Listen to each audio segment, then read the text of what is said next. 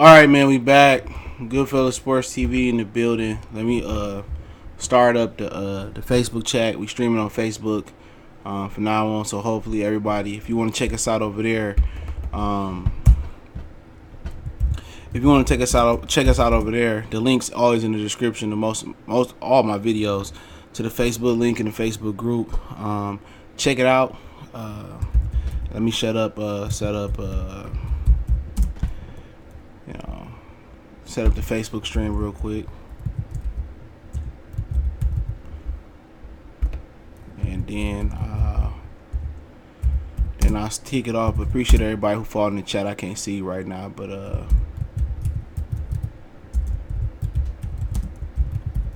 I will be seeing you shortly.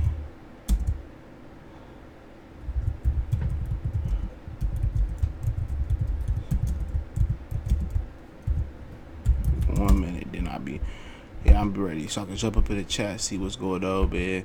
Hey, once again, appreciate it. Samuel S., John Black, Johnny in the building.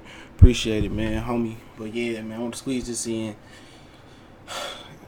Got playing Madden for the day, but appreciate everybody though. Once again, don't forget to check out our sponsor, The Health Blaze, at thehealthblaze.com. Promo code Goodfellow Unboxing. Get you 18% off the 100% all natural products. The website, promo code in the description. Check them out over there, man. Once again, they got really, really good products, man. I use them. And I'm gonna do a video, bring some down one day, and I do a live stream talking about them. Shout out to everybody who watching us on Facebook as well. I definitely appreciate the love and the support over there, man. If you want to follow us on YouTube, much appreciated. The name is right across your screen, Goodfellas Sports TV, as spelled on YouTube. But yeah, we in the building, man. Y'all see what we talking about. We're gonna talk. Tank finally ready for Lomachenko. Marcos Maidana calls out Manny Pacquiao and said that's the fight he wanted to get to. In his comeback, he's been gone 5 years. I think he's 36 years old. And his Porter versus Spence, an easy fight. So, yeah, I don't plan on being on super duper long. If that's the case, it is what it is. I plan on coming back and recapping the Fox card, man. Everybody got mad at the little meme I put up about the Fox card. It's a joke, man. Everybody takes shit too serious, man. Inside every joke, it is a little bit of truth. Ricky E245, what's going on? Yeah, appreciate it. I pulled this one off the vault. This one of the hats I put up. Yeah, I had this hat for like, what? Maybe 3 years now? Yeah, I got a lot of them. Eli Zachary, I done lost a lot of them too. I lost like 30 of them in the flood. What's going on? I probably got a few more in storage too. But yeah, let's talk about I mean, we could start off different places. I'm also gonna talk about the rumored PBC card in October as well. It's an Under Armour. This shit keeps shit cold for a long time. It's Under Armour jug. Got it from the Under Armour store.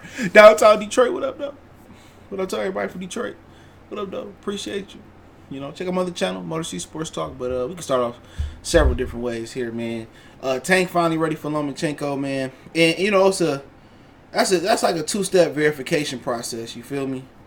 With that being the case, with Tank finally saying he ready for Lomachenko, it's like, okay, you put your password in. Now we gonna text you this code.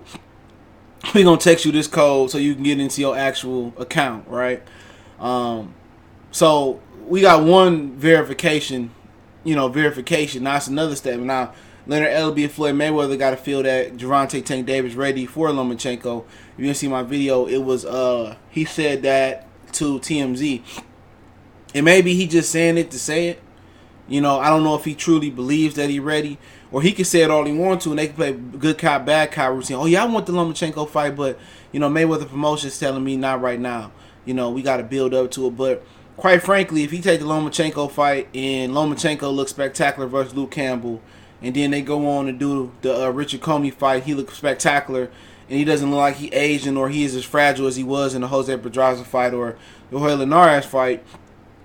If he look bad, then the possibilities of Tank fighting him sooner than later, they look good right now. But they still bad, if that makes sense. You know what I'm saying? It's bad for the simple fact because he hasn't fought anybody to lead up to Lomachenko yet. He hasn't took if he fights Lomachenko now, it'll be similar to what Anthony Yarde doing versus Kovalev. for all intents and purposes, Anthony Yarde and Gervonta Tank Davis is probably top 10, or, you know, maybe to be broad, top 15 punchers today. If you was talking about punchers, you know, just strictly from a power standpoint, I think Tank is one of the top 2 or 3 best punchers in the world, maybe behind only Deontay and Inoue. But Anthony Yarde, he got a puncher's chance versus Kovalev. He an older fighter, he a worn down fighter, a lot of miles on Kovalev. And if he can get Kovalev to the 5th, 6th, 7th round, I think a lot of people feel better about him winning the fight. But the only difference between Yarde jumping up and fighting Kovalev and Tank jumping up and fighting Lomachenko, the only big difference is Chance Johnson, salute in the chat. The only big difference is that Gervonta, he's been sparring in America. He fought Pedraza, okay? You know, but Kovalev has been knocked out before. We know a lot more about Kovalev weaknesses in his game than we know about Lomachenko. We seen Linares drop him. He dressed him up. We seen, Salido have some success. There is a blueprint, but a blueprint that's been done twice. Well, you could really say Darnell beat Kovalev the first fight or later blueprint. But a blueprint that been laid a few times for Kovalev is there. For Lomachenko, he ain't never been stopped. 400 amateur experience fights, almost 400 amateur fights, excuse me. 2 gold medals, you know what I'm saying?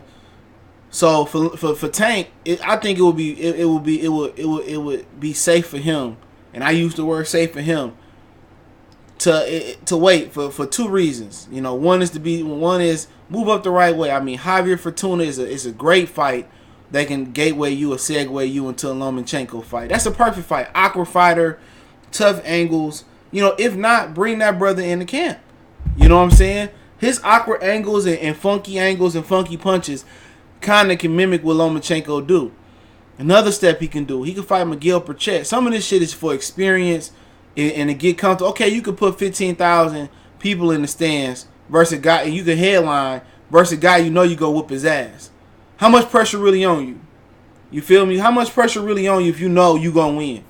Yeah, it's different fighting at home, and it's a lot of pressure. But if you fighting in front of 15, 20,000 in Vegas or Southern California, or if you bring it back to Baltimore, you fight at Royal Farm again versus Lomachenko, 15,000. It ain't Ricardo Nunes. King of my hood, Texas, salute. It ain't Ricardo Nunes. You feel what I'm saying? It's a different type of pressure. You're going to be Nunes. You put Lomachenko in there, your whole city see you get your ass whooped by a white boy. All they know is it's a white boy. You supposed to beat his ass. It's your city. You ain't supposed to let nobody come and run you, huh? Straight up punk you, huh? Run up on you, huh? In my juvenile voice. You looked out in the crowd. You see Lomachenko. You can't breathe now. Floyd said if you win, you can have $1 million on New Year's Eve, huh? You got stuck in your locker room. You can't leave, huh? So, it's a different type of feeling. It's different expectations.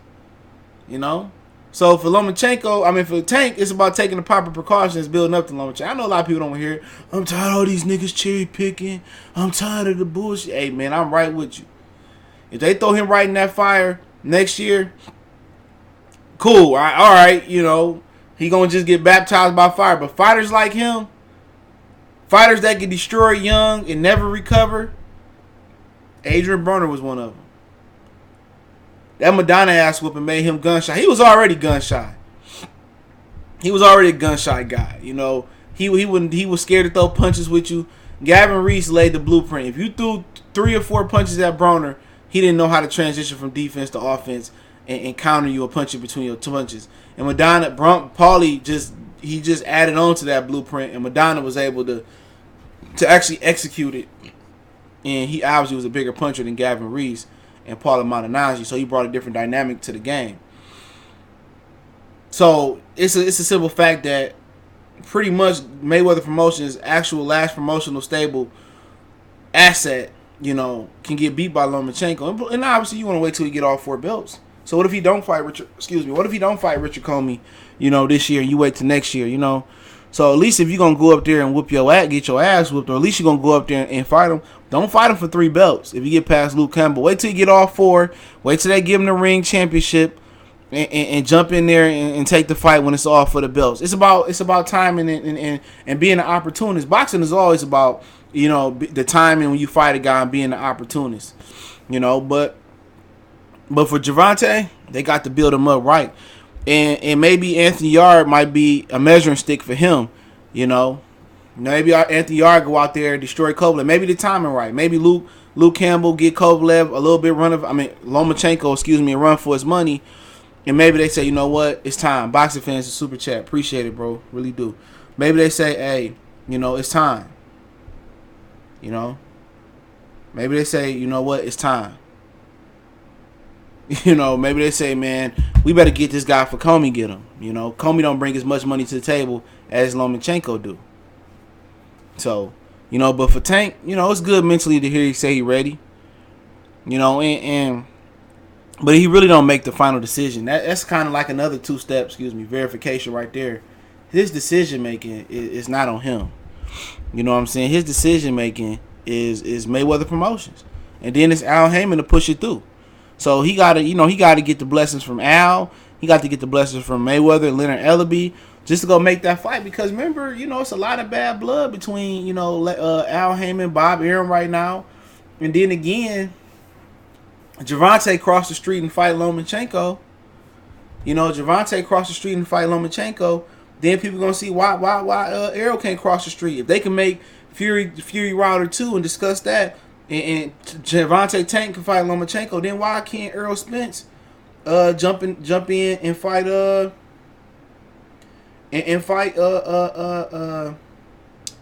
excuse me, I'm doing 2 things. Why Errol Spence can't jump in and fight that homeboy, Terence Crawford, excuse me. See, right now it's about timing, man. A lot of things about timing, but Tank needs to be building up towards that. Even the Leo Santa Cruz fight would kind of get him, it'll give him more buzz, and then give him the experience of fighting, in some people's mind, a high-level fighter. But it'll be a big fight in L.A. And also, that fight, and they able to measure the numbers, he fighting L.A., well, he did better numbers than Lomachenko did when he fought Corella. That actually gives you an edge in percentage. Because quite frankly, Lomachenko needs Gervonta more than Gervonta need Lomachenko. Y'all do know that, right? Gervonta, 23, 24 years old? He ain't in a rush for time, but Lomachenko is. What, he about 30? Over almost 400 amateur fights, you know. 5 to 7 fights in the World Series of Boxing. Another, 12 or 13 as a pro. Mr. Child, salute. You know, as a pro. So, he got a lot of mileage on his body. And at any given moment, we seen it when he moved up to lightweight. We know why he didn't want to move up to 140 or move past, you know, really move past 130. There's rumors about him going back to 130. We know why, because he can't take the bruising. You know, he can't take the banging up there. His body's starting to break down. Now, like I said before, you know, Tank need to start, you know, working towards that fight. He need to start working towards that fight. And they ain't been shit to it. Tevin Farmer is not going to help you versus Lomachenko. You know, you going out there doing a Ricardo Nunes, Hugo Ruiz, Jesus Clayart on Tevin Farmer ain't that good. Let Tevin Farmer live. Let Tevin Farmer go out there and try to get some generational wealth out of the zone. Let him go out there and get $500K per fight. You know what I'm saying? Let him go ahead and fight the fighters he fighting. Eventually, he going to have to fight somebody. But really, for Tevin, if they going to offer you a 5-fight extension and you going to fight JoJo Diaz, take it. But if they only going to offer you a 1 or 2, 3 fight extension, or is JoJo Diaz and you off the zone, like, nigga, no. No. You might as well go fight Tank then. You know, if you're going to go fight JoJo Diaz for $500,000 or $1 million, and they telling you you can fight Tank and you going to be making $3 or $4 million on pay-per-view with back-end money, 3 or 4, nigga, you stupid. Because once you get beat by JoJo Diaz, because that will happen. Once you get beat up by JoJo Diaz, your work, you're going to go back to that $60,000 you had at Luna Park Amusement Park over there in Australia. Shout out to my boy John G, Dallas Cowboy, DMV Dallas Cowboy. Y'all go subscribe if you're a Cowboy fan. Eli Zachary seemed like all the fighters saying they want it. It's just the company issues with each other holding up everything. No, Tank said, are you ready for a fight? Are you ready for the fight? Are you ready? It's pay-per-view. I do the pay-per-view. You know, remember he said he wasn't ready for the Jose Pedraza fight. Floyd forced me in the Jose Pedraza fight. You know, I said I wasn't ready for that fight. Hey, nigga, mental midget. Dude got some mental. I don't want to say he a mental midget, but he got some mental midget. He got some mental midget syndrome going on, bro. Just some of the shit he be saying, dog. Like I the one thing I fear about him and Lomachenko, I fear about him fighting Lomachenko is him quitting. I swear to God. And John Jay-Z on Facebook, I had to look at it for a minute. I swear to God, I think it's a possibility that kid might quit. I can see a situation where that nigga in the quarter, like, you know what? He get the crown like Oliver McCall. You know what I'm saying? He get the, oh my God, Mr. Teller. I can just see him, and I can see Calvin Ford having to talk to that nigga to get back out in the corner. Like, go out, you can get him. But you know one thing about it, though? I trust this corner, though. I heard a lot of great things about Calvin Ford, man. I trust this corner that they know Tank, and they will have him mentally prepared. I don't think it'll be a situation where he got a plan A and no B, C, D, E. Real well prepared brother. You know what I'm saying? So that's what kind of made me comfortable. You know, I ain't never seen or heard behind the scenes about nothing bad about Calvin Ford. He always talk nice. He seemed like an OG. He seemed like, you know, he got his hands dirty back in the day. You know what I'm saying? So the thing about that, getting your hands dirty and being from the streets, how that help you is with the youth. You know what I'm saying? With the youth, it help you. So Tank ain't just talking to a nigga that hold the past that learned under Eddie Futch, like Freddie Roach, but can't relate to his demographic background. You know, he said, Tank better than you think. I grew up with Calvin. Not saying that he not good. You know what I'm saying? I said from day one that he'd beat Lomachenko. Don't get it misfucking construed. I said from day one he can beat that guy. You know, I believe in Tank. It's just the immaturity. You know, coming from poverty, still being ignorant. When you see Tank, tell me, nigga, you don't see no Adrian Broner traits.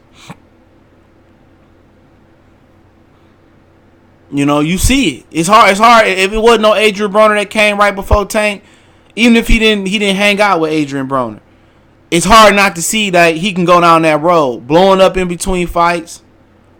Some of the shit he's saying, him beefing with Mayweather.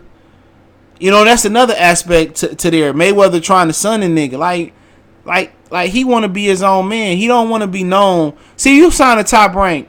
When you sign the top rank, it ain't like top rank engulfs you. You know what I'm saying? You with top rank, but it ain't like, how can I explain it? I really can't explain it.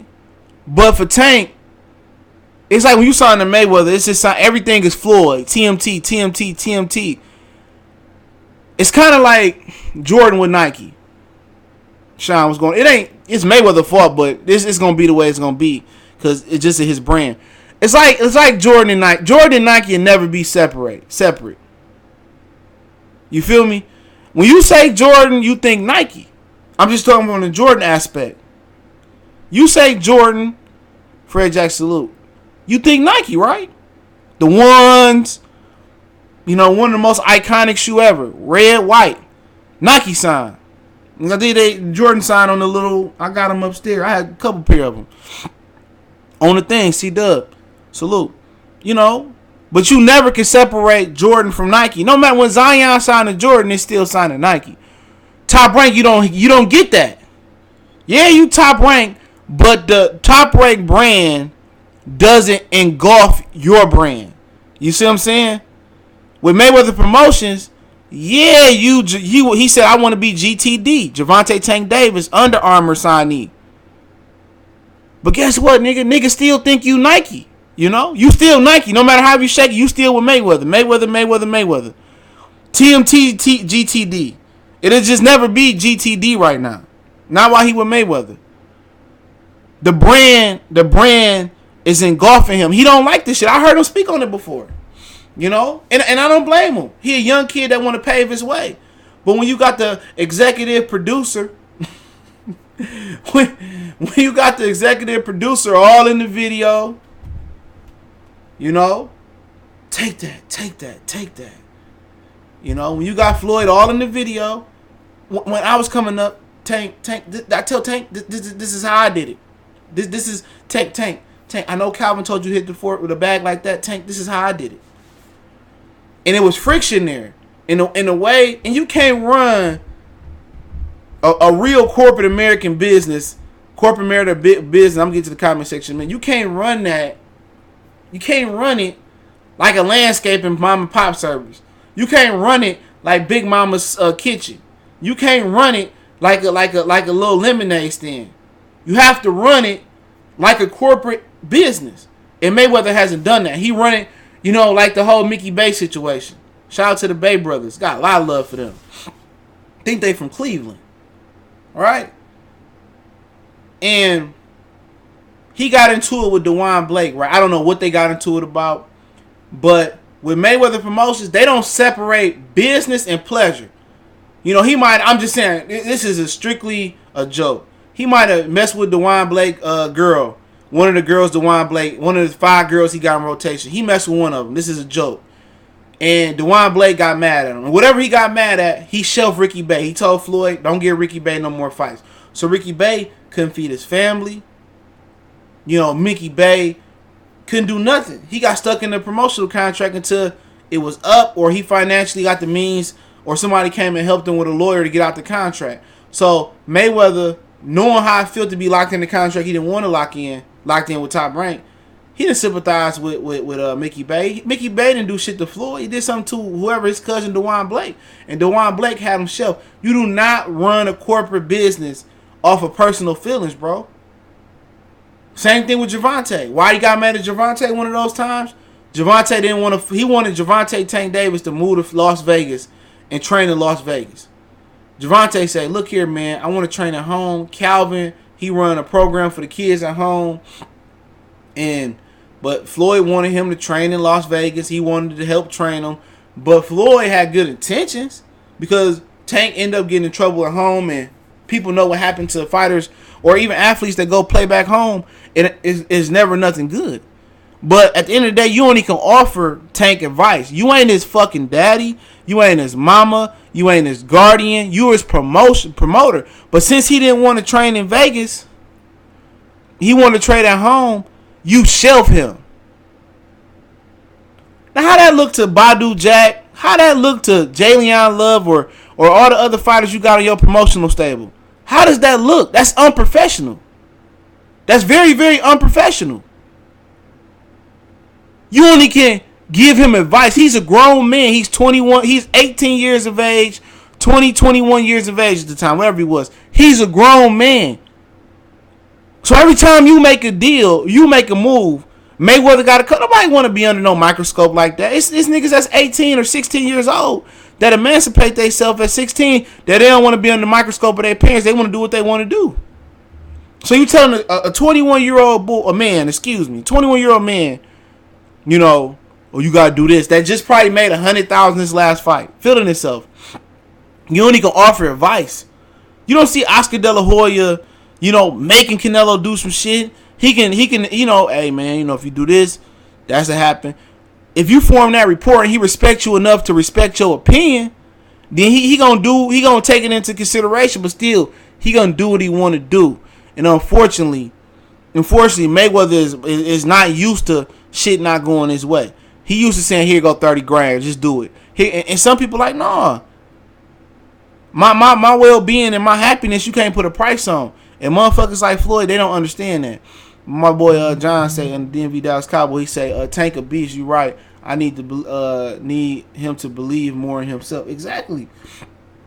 And you know, but it is what it is. Eli Zachary say, that's my real deal. Bob will never stop talking if Loma stop Tank. I hope Tank KO Loma. Exactly. Wood say, shout out to Wood from Be More TV. I support his channel too. Calvin was a big time boss making millions. You could tell he been there, done that. You know, you could tell them niggas, man, real calm. I was watching some shit on YouTube about the real Marlo Stanfield from The Wire. AJ, man, that motherfucker them niggas was cold blooded. Y'all niggas in the 90s in Baltimore was cold blooded. Tank is not that good, and let me tell you why Why? Because his mind not right. Yeah, I mean, that's a lot of dudes' problem, you know. A lot of dudes had that mental that mental problem. He young, his mind can get right. He ain't 30 and we still saying that like Adrian Broner. But a lot of dudes, the mental game is the difference between being a good fighter and being an all-time great. You know what I'm saying? And you know what's the difference between being an all-time great and being the best fighter is how you treat your body in between fights. And Floyd had a lot of fighters beat because how he treated his body. Floyd got 90% of people that's ranked in the all-time great list or ranked around him. You know, maybe not that all-time great, kind of was good. He got a lot of them beat because he worked harder and he treated his body better. That's just fact. He say Tank was abused in the Baltimore group home. Hold on. I lost that shit. Hold on. He said Tank was abused in the Baltimore group home. A lot of kids don't make it out of those situations. You have to be strong to succeed. You're right, but hey, a lot of motherfuckers was strong in the penitentiary like Amir Mansour. And guess what? That motherfucker quit on this stool. Don't do it to me, champ. Don't do it. I can't go no more. He broke his jaw. But you're right, he fucked up. You know, and he fucked up through the system, but you know. What Meek Mill say, pardon me if I'm ignorant. I grew up around some ignorant. I talk about ignorant shit. I grew up around some ignorant shit. But Mayweather ain't the right he ain't the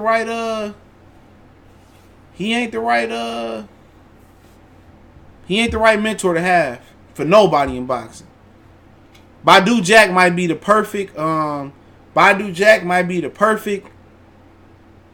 guy to be under Floyd. He not flashy, you know, he humble, and he just like, all right, man, here come this nigga again, man. All right. You got certain niggas that work better with certain people at the job, you know what I'm saying? Jason Sosa, what's going on? He said Mayweather promotion low-key got a talented, stable fighter. Yeah, no, I know about him because he don't promote them for shit. He said the Bay Brothers from Cleveland. I figured it was from Cleveland. I don't think it was from Cincinnati. I know it's from Ohio. I don't know why black people don't understand that you are who you hang around with. That's easy to be said, though, man. Everybody know. I was trying to explain to somebody the other day. I had a kid, right? Had a kid that, well, the kid was a man. They got in a car accident. White boy was like, hey, what happened? And he ended up knocking the white boy out and killing him, right? It's on like Davidson and Illinois. And, you know, they found the dude went on the run for like maybe a week, probably not of that. They found the brother that did it. And, you know, they said he had a past when he was 9 years old. And people saying, well, I grew up, you know, effed up too, but I'm not around here killing people. Everybody not the same. Okay? Everybody is not the same. Just because you came out of you a rose that came out of a concrete, for every other 1,000 roses that came out of concrete, they died. You 1 in 1,000. You might be 1 in 1,000,000. Just because you came up good, don't mean you somebody else to come. I know a lot of kids that. A lot of people I grew up with that's dead and no longer here, and something happened. It was trauma that happened to them early in their life. Not saying this is an excuse, but sometimes it ain't no excuse. It's the actual fact. I know people that lost their mother that never recovered from that as a kid. And you not being in that situation, you don't know what they're growing up. Everybody didn't grow up from a proper household. Everybody didn't grow up from a half-ignorant household. Everybody didn't grow up from the worst household. They grew up from a household worse than that. You know, it ain't an excuse, but shit happened. Shit happened. You know, if he grew up in Pleasantville, on Pleasantville block in a perfect household, we had 3 square meals a day. His mama was able to watch him. They had daycare. Then then it becomes different. You know, but you do have rich kids that want to be in the hood. He said Mayweather did the same thing with Luis Arias. Raheem brother sued Floyd for real, close with Luis. So then Floyd cut Luis off. Yeah, because Luis Arias didn't lie for Floyd about the illegal dog house sparring they was doing. But that's the Rockmans brought Luis Arias to him. He said, "My mom, I never." It's different though. It's different. You never fucking know what will happen. Floyd has good intentions, but he's supposed to offer advice. He can't be mad if a person don't take it. I tell my dad that all the time. Yeah. C-Dub. Floyd shelved Tank for 7 months. He made Tank become homeless. Yep. Starve him out. That's some shit niggas do to the broads. You know what I'm saying? Why is there so many blacks in jail? Because most of the homeboys that hang around is in jail. Stop me if I'm. It don't matter. Why most blacks in jail? Because they don't get a head start. Ain't got nothing to do with it. If all you and your homeboys, y'all all got the same start that Billy, Bob, and Timmy get in the suburbs. Y'all got school books. Y'all got clean schools. Y'all got clean gym. You ain't got to worry about metal detectors. You get the same education as Timmy, Bob, and Jim. Then you don't have homeboys doing that. You gonna have homeboys that go astray and make mistakes. But when you start a 100-meter race and you starting at negative 300 meters and you got to catch up 300 meters just to get to the start line and everybody at the finish line, don't talk about that. Don't talk about that. We starting 300 meters behind 100 meters finish line. I mean start line, man. I wouldn't have homeboys that did ignorant shit if we all had good, humble beginnings. If our mom didn't have to go out and work all day and our 10-year-old sister was watching us since we was 2 or 3, it is what it is. That's just what it is. Jimmy Mindy said Tabiti career didn't go up and the dude now 30. Unfortunately, yeah. Kid Bud, what's going on? Tank would be pound for pound all time in 10 years if he was 2 or 3 inches taller. If I go see a message out there before your back, I'll see you sometime. Yeah, that motherfucker be popular. I do. That shit just something I just gotta strengthen up. It been getting better since I've been strengthening it up. But my neck, I don't know. I keep getting crooks in my neck. Not crooks, it's just tight. Same size. I gotta figure out why that shit going. But yeah, I don't want to get too deep into that shit. It is what it is. He did, and Tank already a champion. You know what I'm saying? He made it out the hood. He got some money now. Now it's to take the life experiences and learn from them, man. Real talk. Take your life experience and learn from them. A lot of motherfuckers don't understand what it's like to be from the hood, and you come out and have something. You come up fast. Everybody don't think like Floyd, and Floyd can try to tell him. Floyd want to force you to do shit. His intent is good. He want to force you like, nigga, you got to do this. You got to do that.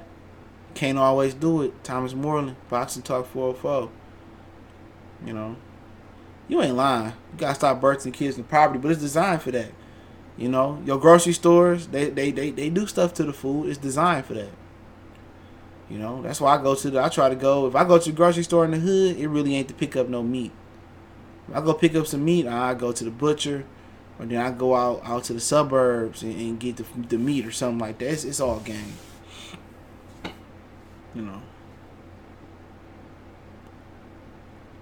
It's all game. But, like I said before, I think they should start moving them towards that. I mean, Gary Russell fight to help first Lomachenko. But the single most fight that'll help him for Lomachenko is a Javier Fortuna fight.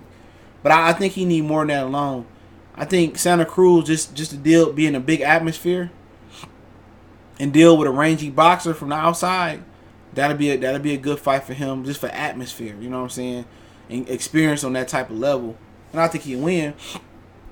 Then I would say, I understand it's 226 pounders, but I say Gary Russell, and then I probably move up to 35 and do a Javier Fortuna, and then I would be ready for Lomachenko. So, and ideally, if I'm Mayweather Promotion, I get Tank the September 14th fight versus Leon Santa Cruz. I tell Gary Russell we'll take him in December or January, and then I do Javier Fortuna sometime in the second quarter next year, and then I'll be ready for Loma by the fall or the summer. So that's what I would do. They gotta take precautionary measures to get there, and I say precautionary because you don't want to be fighting no tough fights. He gets scar tissue and shit like that.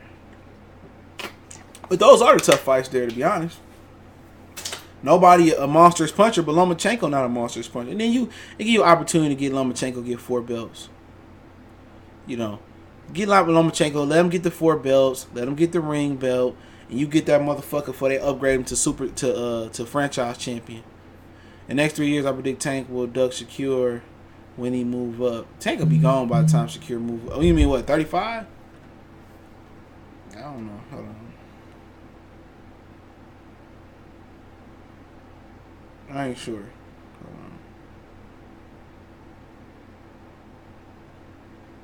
on. Damn. No. So, I don't know. That could be a good fight. He may or may not. I mean, Shakur Stevenson may not have the power. You know, he might develop the power. But another thing about it is that if Tank beat Lomachenko, is Top Rank really willing to rush Shakur Stevenson to get beat up by Tank? Are they really willing to roll the dice? Because they just lost Lomachenko. Lord knows Mick Conlon can't fuck with Tank. And nobody knows what's going to happen to that gold medalist Cuban winner. We don't know how good a pro he'll be. So, really, they willing to take all the chips in a row. They're willing to do Lomachenko and Shakur Stevenson, you know, back to back. That sounds like some Eddie Hearn shit. Shakur ain't ready yet.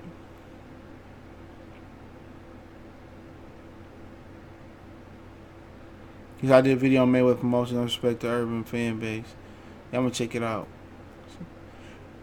But Shakur ain't ready yet. Not for that. Not for that. He not ready for that yet. Let him beat up on whoever he going to fight. Joet Gonzalez. And he ain't ready for that type of... That's a lot of power. He ain't fought no opponent with the speed and power of Tank. Y'all can say what they did in sparring. It ain't got no headgear on. Ain't no 18, 16-ounce gloves on. And Tank ain't 10, 20, 50 pounds out of shape. You know? And like I said before, you know, Shakur Stevenson could fight Devin Haney down the line. You know what I'm saying? He could fight Devin Haney. But, you know, if Top Rank want to throw him in there with Tank and they feel that's would be a good fight. You know, Tank can fight. He can box too. You know, I don't think a lot of motherfuckers seen him scratch the surface. You not a fan of Colin? I seen that motherfucker fight in person. I gotta see him fight again. I think he fighting tonight. I thought I had my shit plugged up. Hold on. You know, he alright, man. I really ain't seen enough from him. I've been trying to give him some time. It's too early to dub people crown, but I seen him fight his professional debut, the small room, little room in the Madison Square Garden. It was lit that night.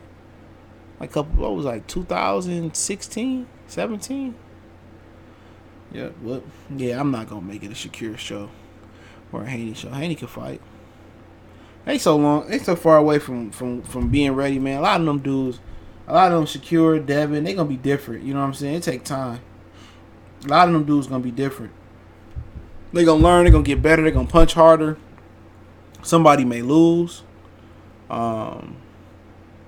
So I like I said before, it's hard to judge these young guys. It's hard to judge these young guys. He said Tank got over 200 amateur fights. Yeah, it's hard. It's hard to judge these young guys. Let them fight some competition first. You know, let Tank keep moving up and let him beat Lomachenko. You know, if Shakur Stevenson want to be the one to beat Lomachenko, he a couple weight classes off. So. He said Haney and Shakur get it over with. It's too early. Like that's the stupidest thing you can do. It's too early to get that fight. For what? What do you gain out of that? You don't gain nothing out of it. They both they haven't scratched the surface of what they can be, and they had two different weight classes right now. You know, Shakur Stevenson fight. I mean, Devin Haney fighting 9 pounds heavier than Shakur right now. They eventually meet up, but it makes no point to do them fighters this early. It's dumb. I'm not convinced yet about Tank. He seems like an overhyped prospect instead of a champion. It's because of the level of opponents he fighting. You know, that's just what it is. Once you start to see him move up in opponents, maybe, you know, we seen him go rounds against Pedraza, but we need to see it again. That was too far. You got a little taste test. You know what I'm saying? You need to go out, man. Gary Russell, I think Shakur can beat him, but that's a tough fight. That's a grown man. Shakur be in the fight of his life. He won't be able to cruise like he did versus the last few opponents. Gary Russell gonna put it on his ass. I don't want to see the brothers fight. Have to fight each other. I just put it that way. So I ain't even gonna think about it. I don't want to see the brothers fight each other. I seen him call them out, but I don't want to see the brothers fight each other. They shouldn't have to. Like, people talking about Rigondeaux should fight Gary Russell. It shouldn't have to come to that. Why didn't make Leo Santa Cruz fight the motherfucker? Teofimo Lopez backed down from everything, talking about, oh, my life is not happy right now. If I'm not, like, nigga, we already know you weren't ready, nigga. You did all that tough tone talking shit, all that oobity blah blah blah, hoobity ha blah blah. Nigga, I told y'all niggas that nigga wasn't ready from day one. And guess what? I was dubbed a hater. I told y'all I seen special prospects. You know what I'm saying? I seen special fighters, man, come and go, right? I seen some prospects that some young guys that they had fights before their time that blew Teofimo Lopez out the fucking water. And I seen them get derailed and never be the same. Teofimo Lopez, if he got past Richard Comey, or if he got knocked out by Richard Comey, or if it was going to be Lomachenko putting his fucking hands on him, that boy wasn't going to never be the same fighter.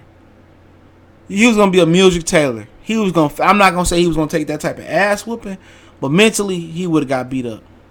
Mentally, he would have got fucked up. He said you got a prediction for Proterbia and Gosvick. Pain. Ooh, bow boy. What's your prediction for the fight? Pain. I'm picking Proterbia though. My fandom, I got to break the film. I'm go to that fight in Philly. I want to. I'm trying to get to the LaCruso Center, whatever it's called. I'm trying to get there. I cover that one. I got the inside plug over there, so I get in that one. Unlike some other fights, I get in there. No, Lopez knew he wasn't ready. He was just trying to speak it into existence. Speak it, believe it, become it in my Tunja Ajayi voice. Yeah, okay, it don't always work that way. He said his mom is messing his head up, though. Lopez mom tripping. Sometimes you gotta cut mom off too for a minute. Wood say check his channel out. Wood Stay Real TV. I don't know what the fuck just happened on my computer. Check his channel out. He got a new channel every week though. You need to learn how to abide by the YouTube guidelines, nigga. It's a way you can reuse content, bro. You gotta. I had to tell you. I had to tap in with you, just show you how to use those interviews without them being able to get you. Lopez mouth order. No, him and his daddy mouth order check his ass can't cash. I knew he wasn't ready, but everybody said you a hater. He gonna smash Lomachenko. You a Lomachenko lover. I was like, man, anybody that know a little bit about boxing, bro, knew he was gonna get dog walked. Well, Lomachenko starting this. I had people tell me all types of things. I'm like, look here, nigga, he getting his ass whooped. And now he fought somebody, not somebody that's relevant over here, but he fought a regional guy in Mayoshi Tanaki, and that guy can be good. And now everybody want to say what I've been saying. I'm like, come on. Now everybody want to say I've been saying it, and I've been watching boxing for a long time. And Lopez can be a great fighter. He can be a Hall of Fame fighter. He just gotta take his time like everybody else. It ain't no need to rush. You know what I'm saying? It ain't no need to rush. Take your time. But let's talk about Maidana. He called out Pacquiao. Somebody asked me about Maidana yesterday, or it was the other day. And Marcus Maidana was coming back, but Premier Boxing Champions, I'll just keep it what they said in general. They promised him I think $100,000 to help him in his comeback. And he said he only received like 30 or 40 grand in the money, so he went back home because they didn't ante up the money they promised. And I think they ended up saying they didn't get him money because they didn't think he was gonna really come back. They thought he was gonna take the money and go back home. So they didn't believe he really was gonna come back. So that's why they didn't give him all the money. But he says, I already fought with everyone. Pacquiao will be the only one. With him, he would fight directly. Maidana said to ESPN Deportes, I like Pacquiao style. He's going to be a good fight, a fight that people will enjoy. Not like with Mayweather, that you have to run around the ring. There is only one boxer that left me the corner to test his power. I don't know what he said. There's only one boxer that left me in the corner to test his power. Manny Pacquiao. So we are waiting. I will return for him. I would like to, said Maidana. So he told that to ESPN Deportes. He want to do that, man. He want to fight Pacquiao. Manny Pacquiao? Yeah, he did duck out on Thurman. I mean, yeah, he did. That was supposed to be Thurman's HBO debut. And the fight before that, Thurman got dropped, too. Yep, he got dropped. But Maidana had been working with Robert Garcia, and I don't think he had got it done yet, man. Yeah, shout out to T-Man. Salute, bro. Appreciate it. So, no, they say he still. Robert Garcia always said he might come back. No, Robert Garcia said, I think they kind of rushed Maidana a little bit too much, you know. But I think Maidana might come back. Yeah, he might come back. Yeah, he said that. He said he might come back.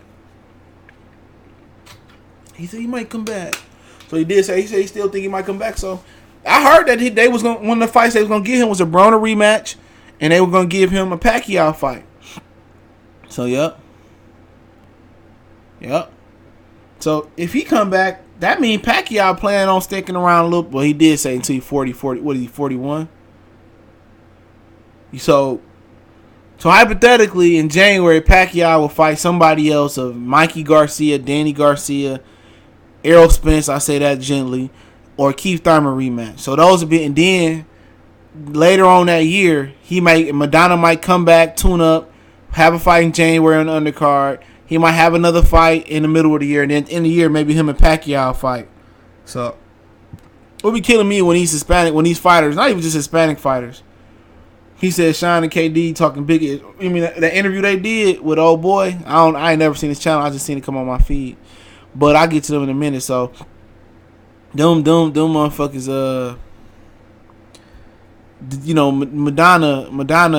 They always saying, "Oh, this guy learn to cut the ring off." This guy ran. Al said Al should have said 5K or 5K a week. Maidana said the bonus slowed up. I don't guess. They spent, but if that's a fight Pacquiao won't, shit, Maidana gonna have to come back and fight a soft touch at like middleweight, and then come down to junior middleweight, and then fight Pacquiao or have another tune-up at welterweight. That's why I just can't see, Sean. I can't see Pacquiao rematching Thurman. Ricardo Ray Garlarza, what's going on, brother? I can't see Pacquiao rematching him. I can't see it.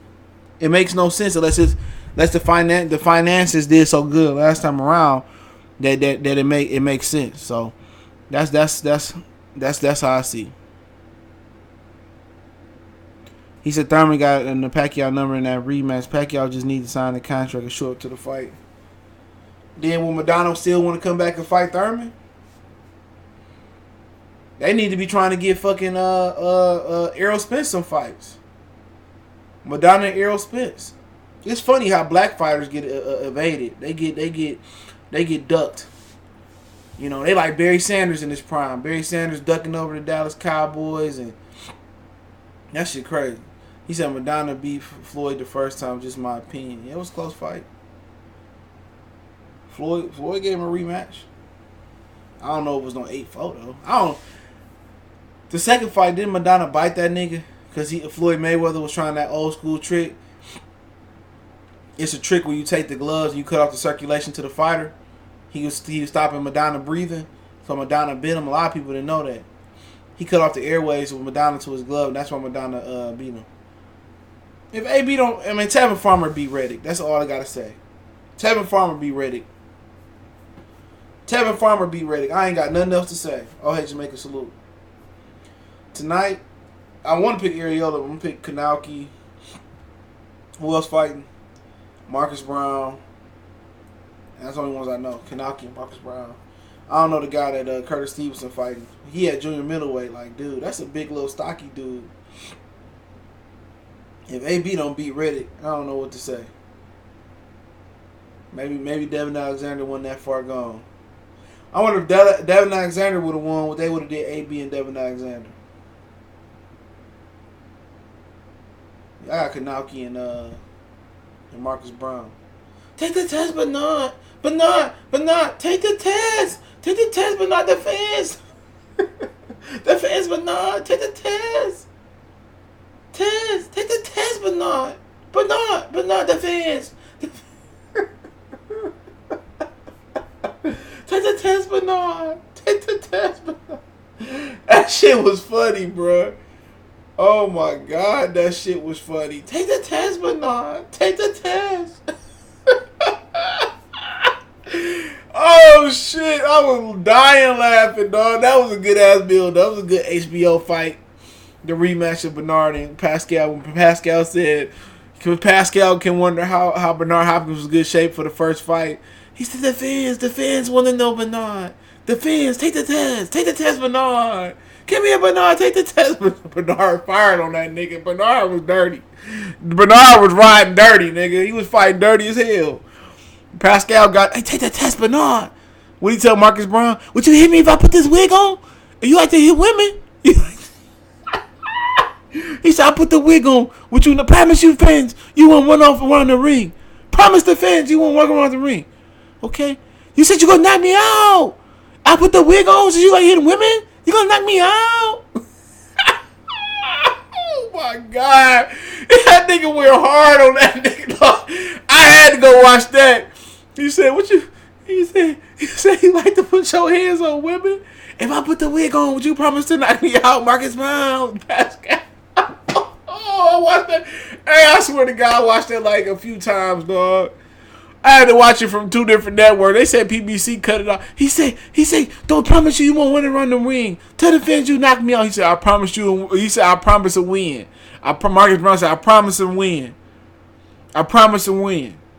He was like, no, promise you knock me out. You won't do that running around the ring. I'm going to win. He said, if I put this wig on, I put this wig, so you like to put your hands on women, I put this wig on, you knock me out. I put the wig on, I cut to the ring with the wig on, you knock me out. That nigga got mad. Curtis Stevens had to grab that nigga, man.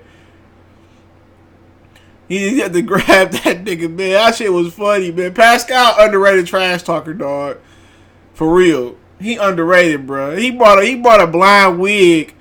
He said, if I put the wig on, would you knock me out? I was like, this. Oh girl. That's who the kind. She was like, she wasn't even ready for that. Anytime somebody bring a prop up to the stage, bro, you need to be ready.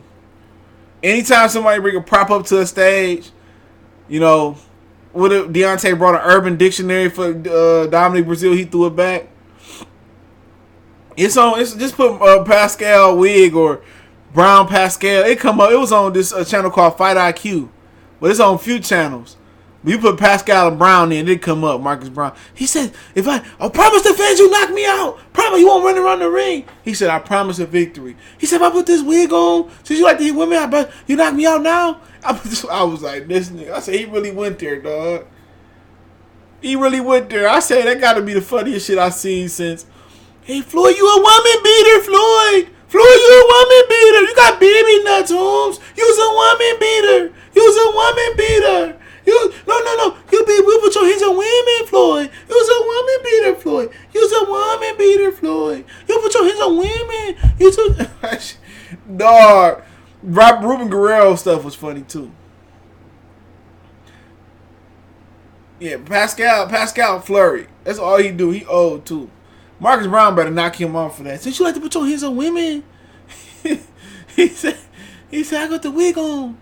Take the test, Bernard. Take the test, Bernard. You gotta go watch that one. That was classic. Take the test. Come on, Bernard. The fans. Bernard looked guilty as hell, man. Well, yeah, man. Everybody want that Pacquiao fight, man. Pacquiao came to PBC. He the GOAT. Everybody waving drug tests. Everybody waving physicals. Everybody waving their right to be champions. They walking first. They weighing in first. They name on the poster last. They name on the poster in small print. It's just say Pacquiao versus micro print. Keith Thurman. Everybody. These niggas is. I wouldn't be surprised if they sell their booty hole to fight Pacquiao. Real talk. I wouldn't be surprised if they were selling their booty holes like the music industry. I wouldn't be surprised they did everything. You know what I'm saying? I wouldn't be surprised if they said go to the Bermuda Triangle and bring back some purified water from Lake Minnetonka. Them niggas will find a way to put Lake Minnetonka in the Bermuda Triangle and find a way to come back. Y'all support this woman beater. Yeah, man, shit was funny. You know what I'm saying? It was these niggas they selling themselves for pay. Like, nigga, you got a whole career in front of you, bro. You know, like Heath, you can fight Errol Spence. You got a whole career. You can fight Bud Crawford. You can rematch Sean Porter, Danny Garcia. You can go get your WBC belt and you sell yourself for but he happy because he never wanted to fight none of them dudes again. He never wanted to fight them dudes. Maidana coming back. You know, I'll fight Pacquiao. You think he about to cut the line? If I'm Errol Spence, I'm sitting. I'm a guy. This is no joke, bro. I mean this. If I'm sitting over there, and let's say Errol Spence fought Danny, or he did a mandatory in the first half of next year, and you sitting there, and you got 2 belts, and you sitting there, and you like, you know what? I want to unify. You know, I want to get a 3rd or 4th belt, right? I want the Pacquiao fight. If Maidana come back and jump you in line, bro, I'll be done, Bobby Smitty salute. I'll be done. Y'all can't tell me that. They can rationalize all they want to, right? If Maidana come back and get the Pacquiao fight before Errol Spence, it ain't no excuse for that. Oh, you know, maybe Pacquiao didn't want to fight Errol Spence, then pay him what he worth. Pay him what he want. He only wanted $20 million to fight Bud. If Maidana come back and jump the line over Errol Spence, I don't want to hear no more about these PBC apologies.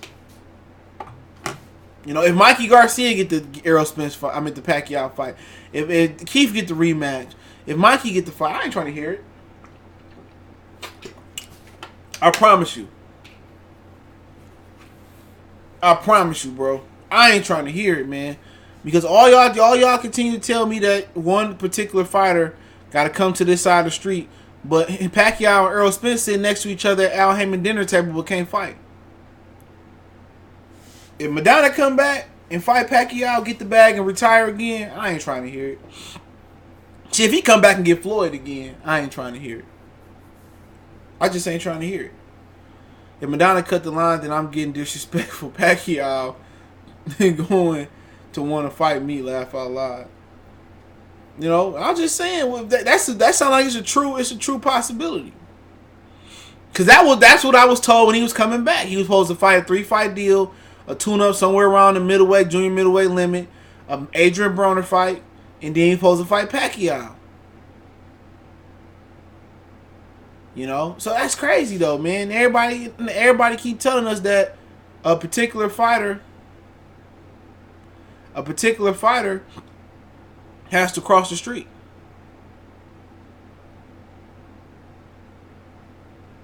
If I cross the street, but the dude over here, he swear Errol Spence eating so good. Like,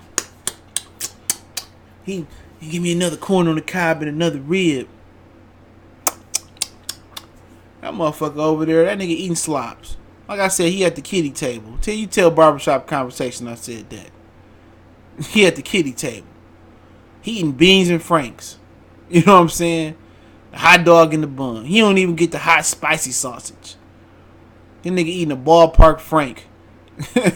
The ones that Michael Jordan used to endorse. He eating the ballpark frank and Pacquiao, he eating just lamb, and that motherfucker eating the real meat, the steak and shit, with the little fat just nicely cooked on the side.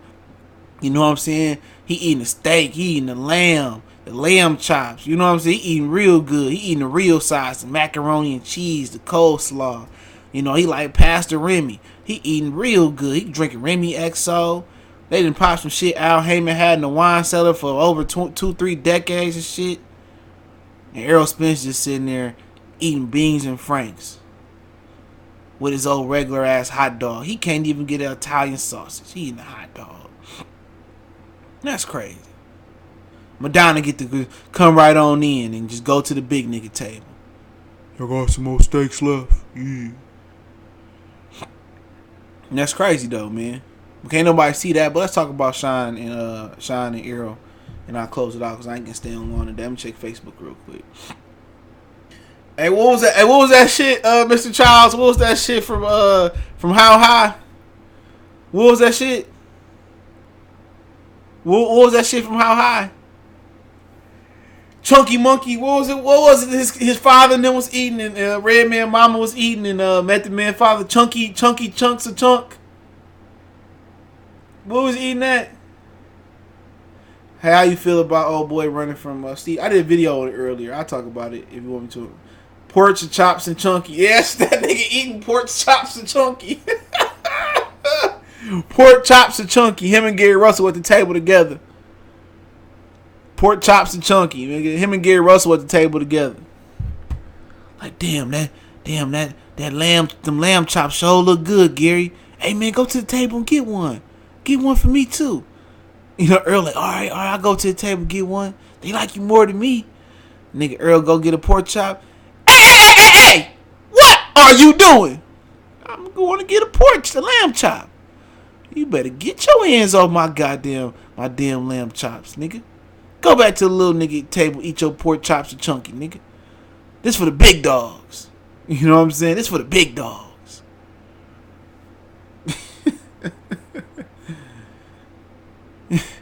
Get them damn lamb chops back to Leo Santa Cruz and Manny Pacquiao. Get your, yeah. What happened, dog? Man, you know, they said eat our pork chops and Chunky, man. He said we can't have no lamb chops. Man, I'm calling Bob Arum, nigga. What that nigga doing on the high?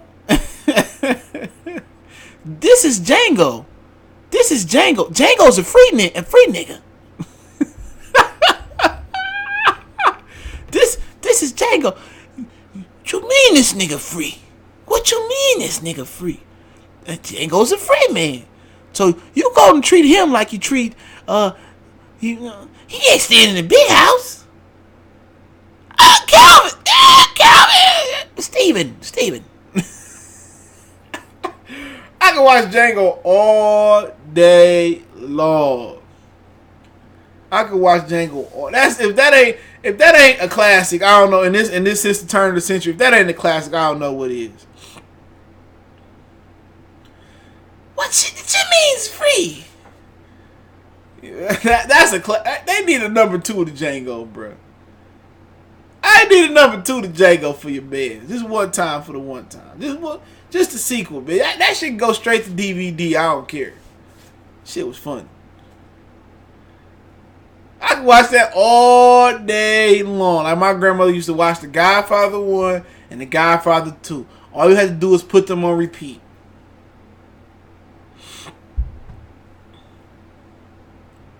What's up, L. Jeffy? Hopefully I said the name. Jeffy. Pippin Le Pew. Hey, that's a classic. It was more comedy. It was more comedy than anything for me. Django was more comedy. Django was pure freaking comedy. It was comedy at its, but it was a good movie. Samuel L. Jackson, Leonardo DiCaprio. I get him and Mac Damon mixed up sometimes. He kind of played that role a little bit too good for me though. He played that role too good for me though. Now he played that role, but yeah, man, Sean Porter, Earl Spence, an easy fight. In my opinion, a lot of people say, "Oh, you know," and people tell you about how they think of the fight. People tell you, "Well, Sean Porter ain't got no chance, and you know, Earl Spence gonna dominate him." But then they turn around and say, "Oh, it's a tough fight for Earl Spence." No, you can't have it both ways. Okay, if you think Sean Porter gonna get dominated, how's that a tough fight? Jackals, what's going on? How's that a tough fight? If you think Sean Porter gonna get dominated and he ain't got a best chance in hell, how's that a tough fight? How? You know, he can't out-muscle him. And then you can't even articulate to me how Sean Porter win. Oh, hey, Jamaica, salute. Got a big up, bro. For always keeping the trip. Appreciate it, man. Salute. Appreciate the love. So all I'm saying, this is on the eye of the beholder. This is from your perspective. Now, if you sit here and tell me that, Sean ain't got a chance, and Sean can't do this, and Sean ain't that good, and Sean and Earl Spence gonna then, from your point of view, it wasn't a tough fight. This is not my opinion on the fight. This is what you telling me. I ain't heard a positive fucking thing come out. I'm just saying hypothetical. I ain't heard a positive thing come out of about Sean Porter. Everybody's just speaking on everything that Errol Spence gonna do to him. Oh, but we need to support the fight. Look here, man. I'm tired of if it's from these dudes' perspective and Sean don't got a chance, I'm tired of watching one's lopsided fights. And I'm tired of fighting. I'm tired of watching competitive bum bashes or competitive mid-level fights. I want to see an elite level fight between two prime fighters. Now, from my perspective, is it an easy fight? Sean Porter ain't never easy. Sean Porter ain't a never easy fight. Sean Porter is one of the toughest fights you gonna, man. Even Kell Brook, it wasn't an easy fight. You know, Devin Alexander didn't have an easy time. Paulo Malignaggi got steamrolled. Now, it may not necessarily be an easy fight for Sean Porter neither. Sean Porter tend to make fights tougher than what they gotta be for him. You know, but he a tough fight. And one of the advantages that I heard Andre Ward, somebody posted it on social media early, one of the advantages that Andre Ward said that Sean Porter had was Errol Spence blew up in between fights. So how much in shape Errol Spence is going to be down the stretch? Because when you keep blowing up in between fights and you getting older, you're no longer 24, 27, 23. Now you're getting closer to 30. Now that weight might affect you.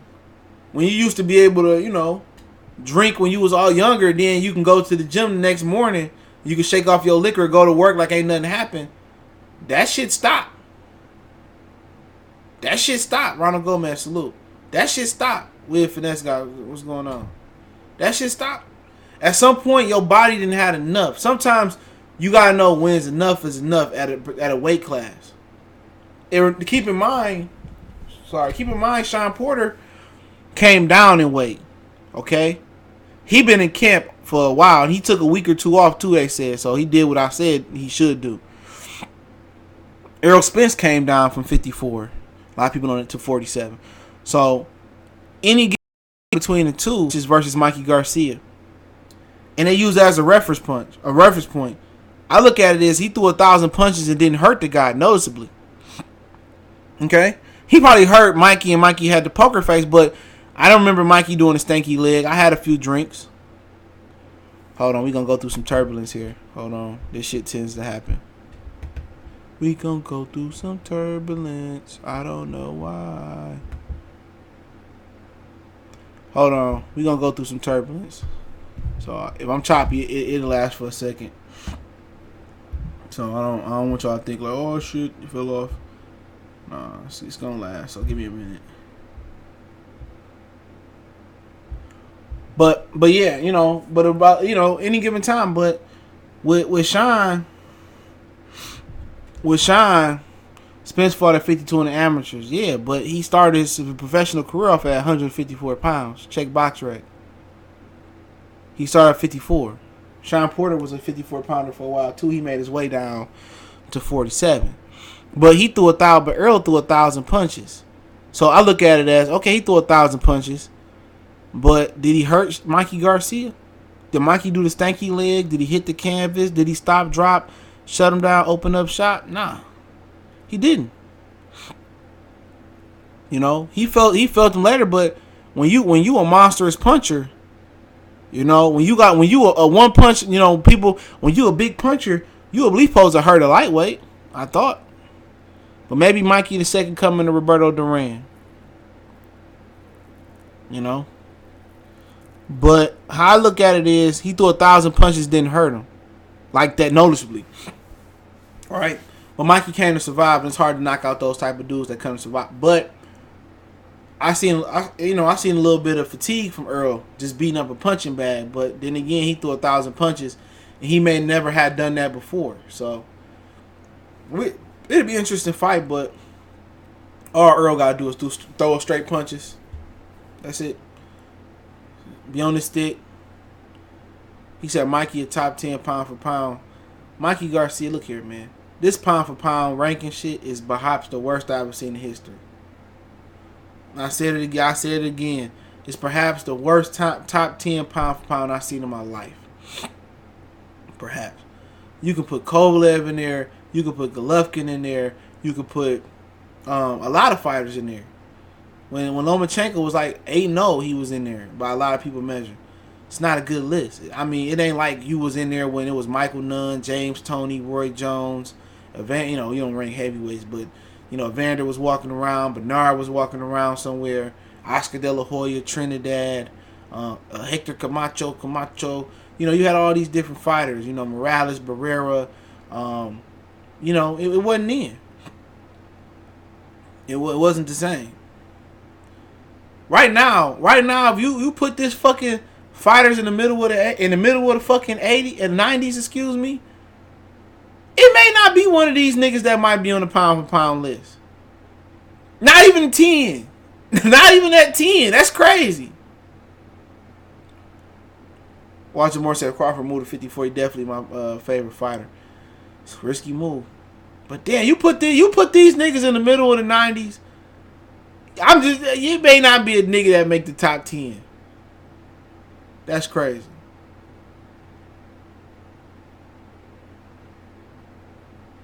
That shit crazy. It may not be a nigga active. Not even Pacquiao at this age. Man, Pacquiao get fucking smoked.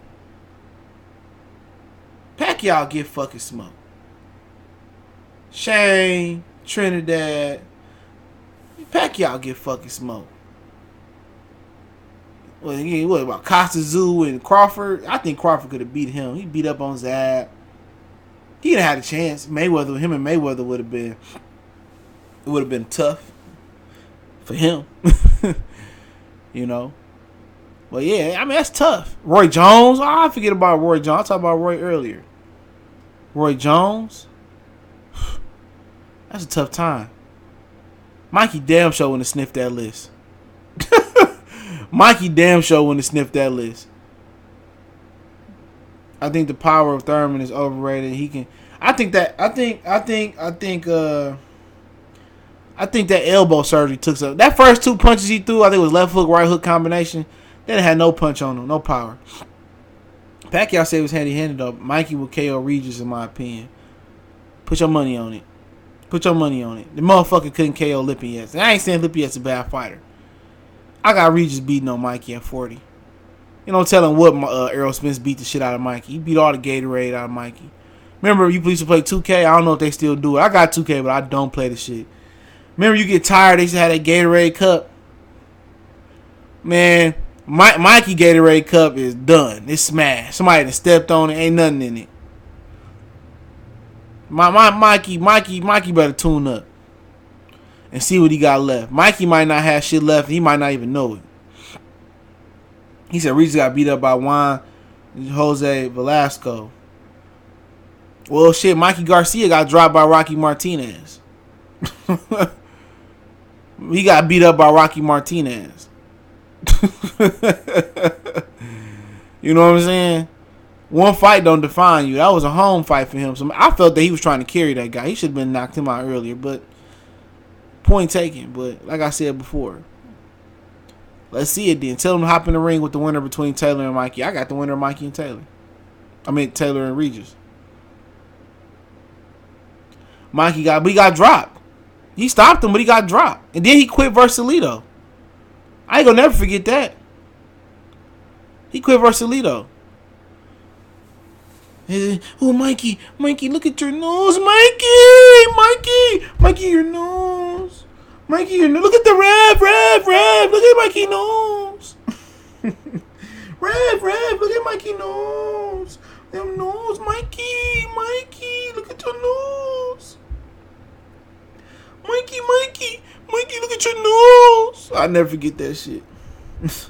I never forget that fight. Mickey, look at your nose. Yeah, he put Orlando Salido on his ass like 10 times. But Salido was coming on in that ass. Hey, Mikey, your nose. Mikey. Oh, no, look at your nose. Ref, doctor, come here. Look at this nose. They know what the fuck they was doing in that fight. Got him up out of there. They got him out of there like he was an Amazon Prime package. They got him up out of there. Crawford said if Regis coming to 47, he'll end him. I heard it. Crawford gonna get smashed at 54. I don't want to see. If he go up to 54 and beat them niggas ass, I don't want to hear shit from you niggas, dog. But that's tough. But in actuality, what has any of them niggas done but beat each other? You know, they ain't really done nothing. You know, he beat Charlo, man. Charlo might bust a vulva. Who's all play video games? When lions cry. We'll see if he wants to say, I don't cry no more. I swear to God, if Charlo loses again, I'm putting that shit over a video. My eyes don't cry no more. I don't know all the words. I'm putting that off him crying. If that nigga Charlo lose again and get to crying, I swear to God, I'm putting that music over the video. Him just getting punched. They gonna have a highlight. I'm putting it right on the gram and Facebook. My eyes don't cry. Pow, pow, no. Pow, pow, pow, pow, pow, pow, pow, pow. What'd he say? He said, I just want to punch your face. I just want your face just looks so punchable, Brennan. Like pow. That brother, he said, I just want to punch your face every time I see you. Yo, what can I do so I don't look so punchable? I just want to pow. Rob Briggle had me cracking up in that. Step brother, I watched that shit the other night, dog, before I went to bed. He said, you touched my drum set. You touched my drum set. I was watching Cops. I was watching Cops. I know you touched my drum set, you fucking liar. Admit it. You touched my drum set. I'm gonna put my nut set on your drum set. You do that. Oh, man, that's a classic, bro. He said, I know you put your hands on my drum set because my stick is chipped.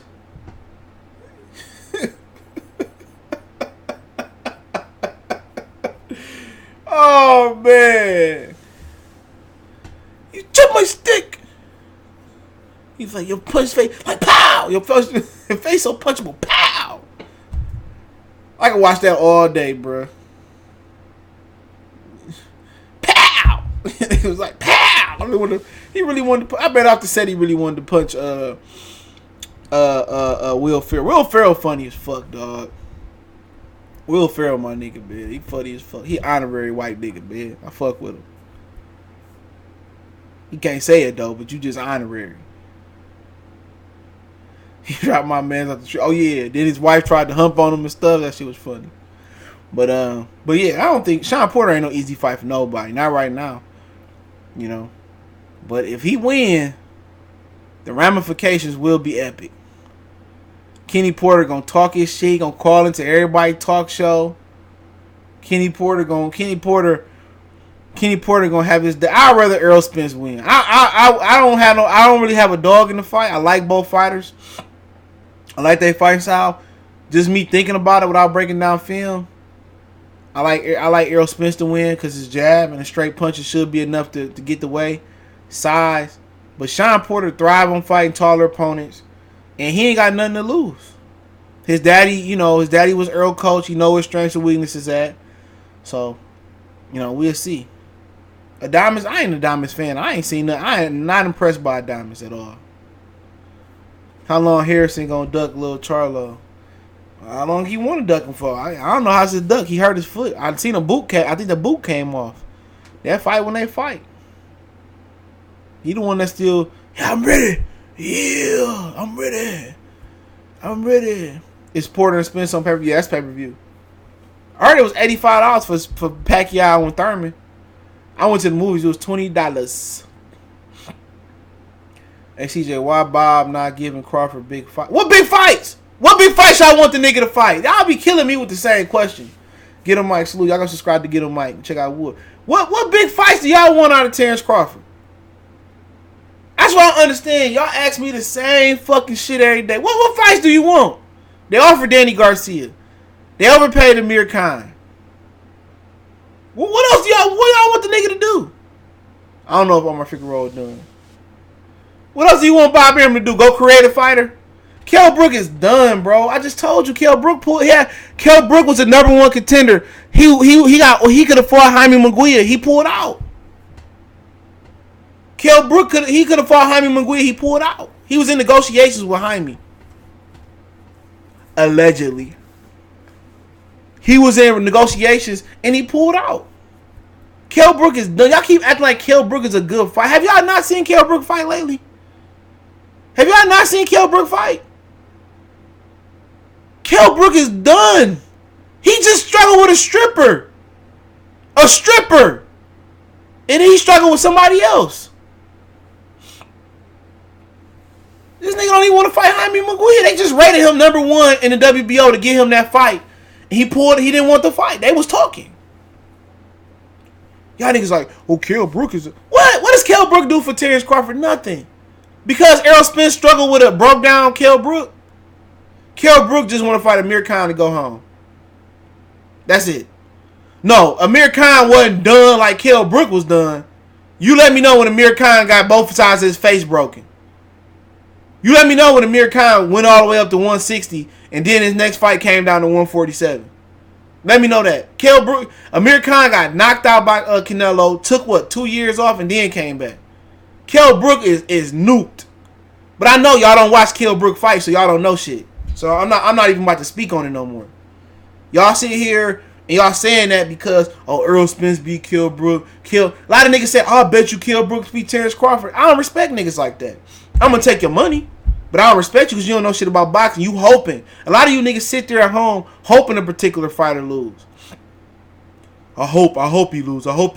Nah, Kell Brook gonna get beat up. What y'all gonna do is, Terence Crawford, he can't fuck with Kell Brook. Kell Brook, he gave Errol Spence. And then as soon as he beat Kell Brook ass, as soon as Kell Brook throw that white towel in and grab his eyes and Errol Spence did it first. It was left. It don't make no difference.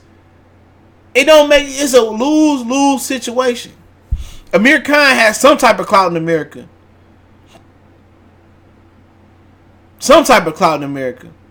It's a lose-lose situation. He would never fought Amir Khan had Danny Garcia hoe ass not just took the fight. He never would have. Danny Garcia, we never would have fought Amir Khan. You don't deserve credit for beating the beat up Kell Brook. You don't deserve credit for beating up Kell Brook, who got his eye broke by Triple G. Who moved up from 160 and came all the way back down. Didn't get a nigga tune up. The nigga had one camp to get in shape. I can play the discredited game too. You don't get no credit for no weak ass title fight versus Kell Brook.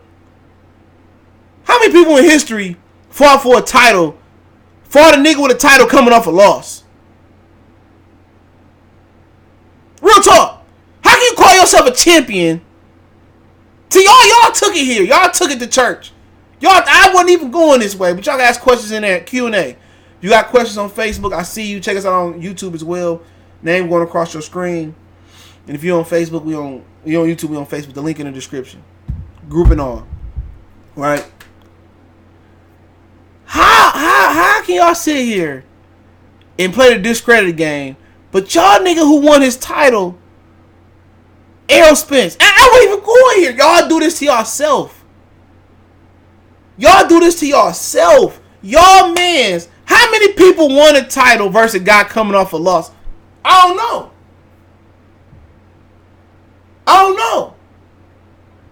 When Floyd fought Gianandro Hernandez, was he coming off a loss?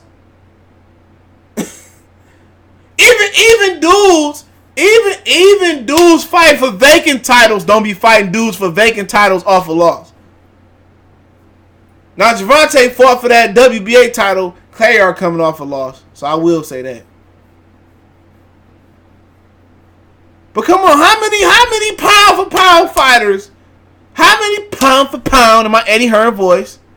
How many pound for pound fighters that y'all put him? He elite. I got him at 4. But how many pound for pound fighters win their first world title their only world title coming off a loss? And then he about to fight Sean Porter, who many of you niggas said he lost to Yugas. So hypothetically, Errol Spence about to fight for 2 titles with 2 guys that could have been coming off of losses. The one that came off a loss, and one we all said Sean Porter lost. So you was the real champ. But I didn't start this. I didn't start it. Y'all started that double standard shit. Y'all ain't never looked at it from that. All y'all see is it from Errol Spence, pro Errol Spence point of view. I could look at it from several other different point of views too.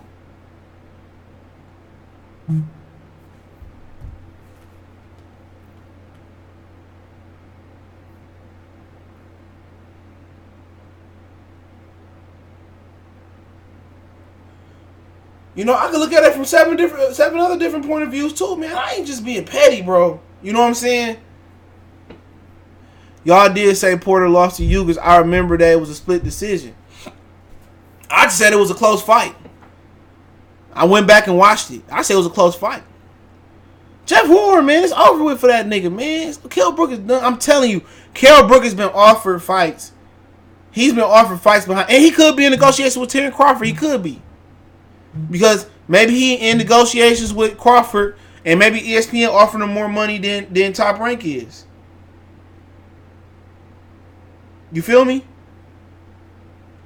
But one person that told me was like, he was like, yeah, man. He said, man, Blase Blah was talking to Jaime, and you know they gonna fight. You know what I'm saying?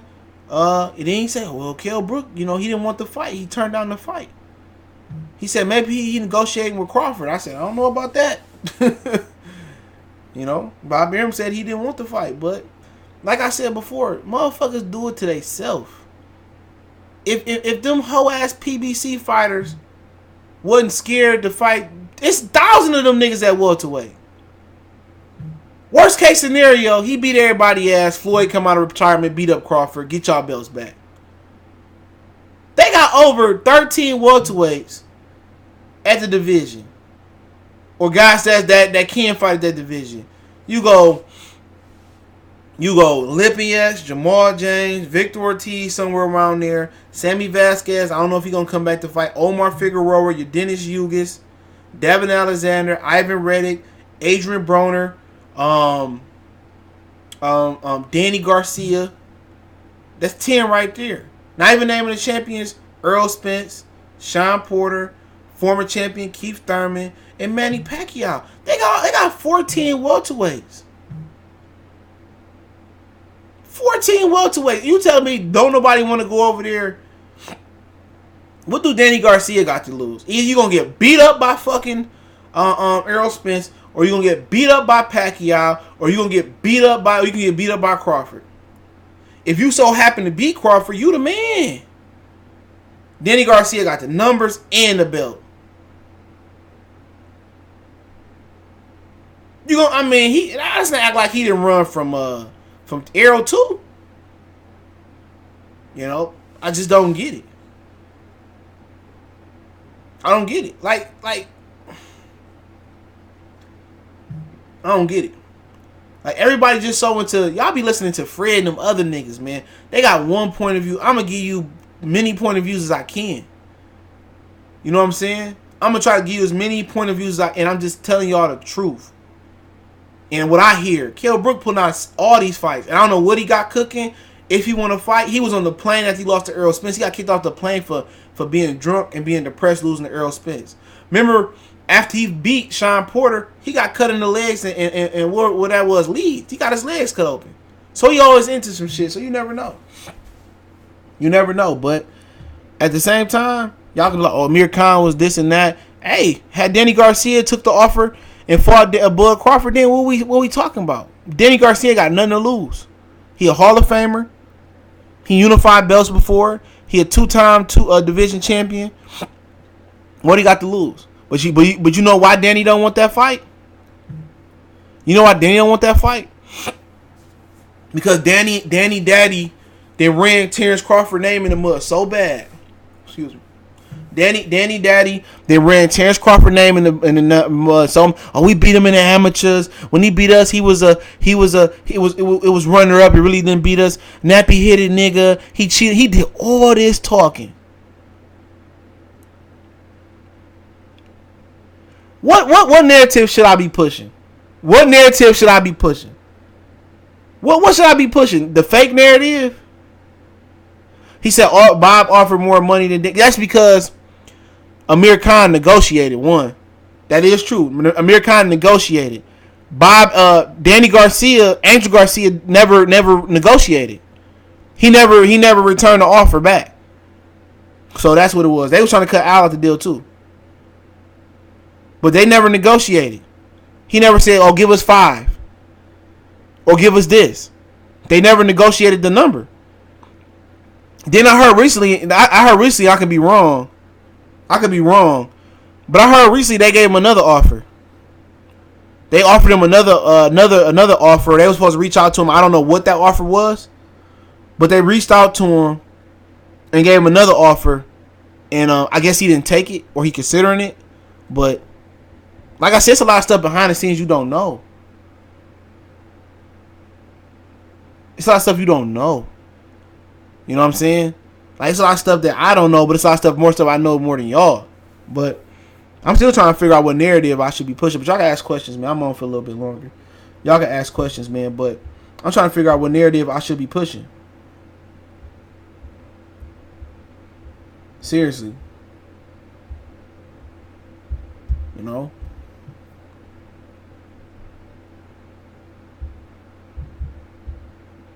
I'm just trying to figure out what narrative I should be pushing, man. I'm not about to tell Apollo Bar Boulevard. Y'all ask questions, but I'm not about to push no narrative that I don't believe to be true. I'm not. You're not. But man, first Bob Arum say Danny is trash. Then the next offer, Danny 3 plus pay-per-view upside, man. That's some bullshit. At the end of the day, negotiate. Angel Garcia never returned the offer. He never said, "Oh, we want more than that." They probably tried Amir Khan with the same shit, and Khan say shit. Eddie Hearn and Khan probably said, "We want 5 plus international and American pay-per-view," and Bob Arum made it happen. But Angel Garcia never returned the offer, and they got another offer they never returned. So, you know, it is what it is. It ain't none of my business, you know. But I just know they don't want the fight. He said it before. He told Vilified Media. I think that was somewhere in the West Coast, in the gym. He said Crawford a tough fighter, but I don't want to fight him. Like, okay, he don't want to fight him. He don't want to fight him. You know, nobody really, you know, checking for Danny Garcia. That's who they gonna try to get Errol Spence next. Errol Spence getting all the hand-me-down motherfucking fighters. All the fights he should have got a year or two ago. Errol Spence should be cementing himself as the best fighter pound for pound. With or without Terence Crawford, Errol Spence should be cemented as the best fighter pound for pound. You think Harrison should tune up before a rematch? No, go for the fight. Go for the gusto. Fight him. I don't think that foot injury was that bad, to be honest. I don't know. I can't speak on it. I seen the interview I put in the community tab, and he trying to looking for people to help him with his gym, rebuild it up.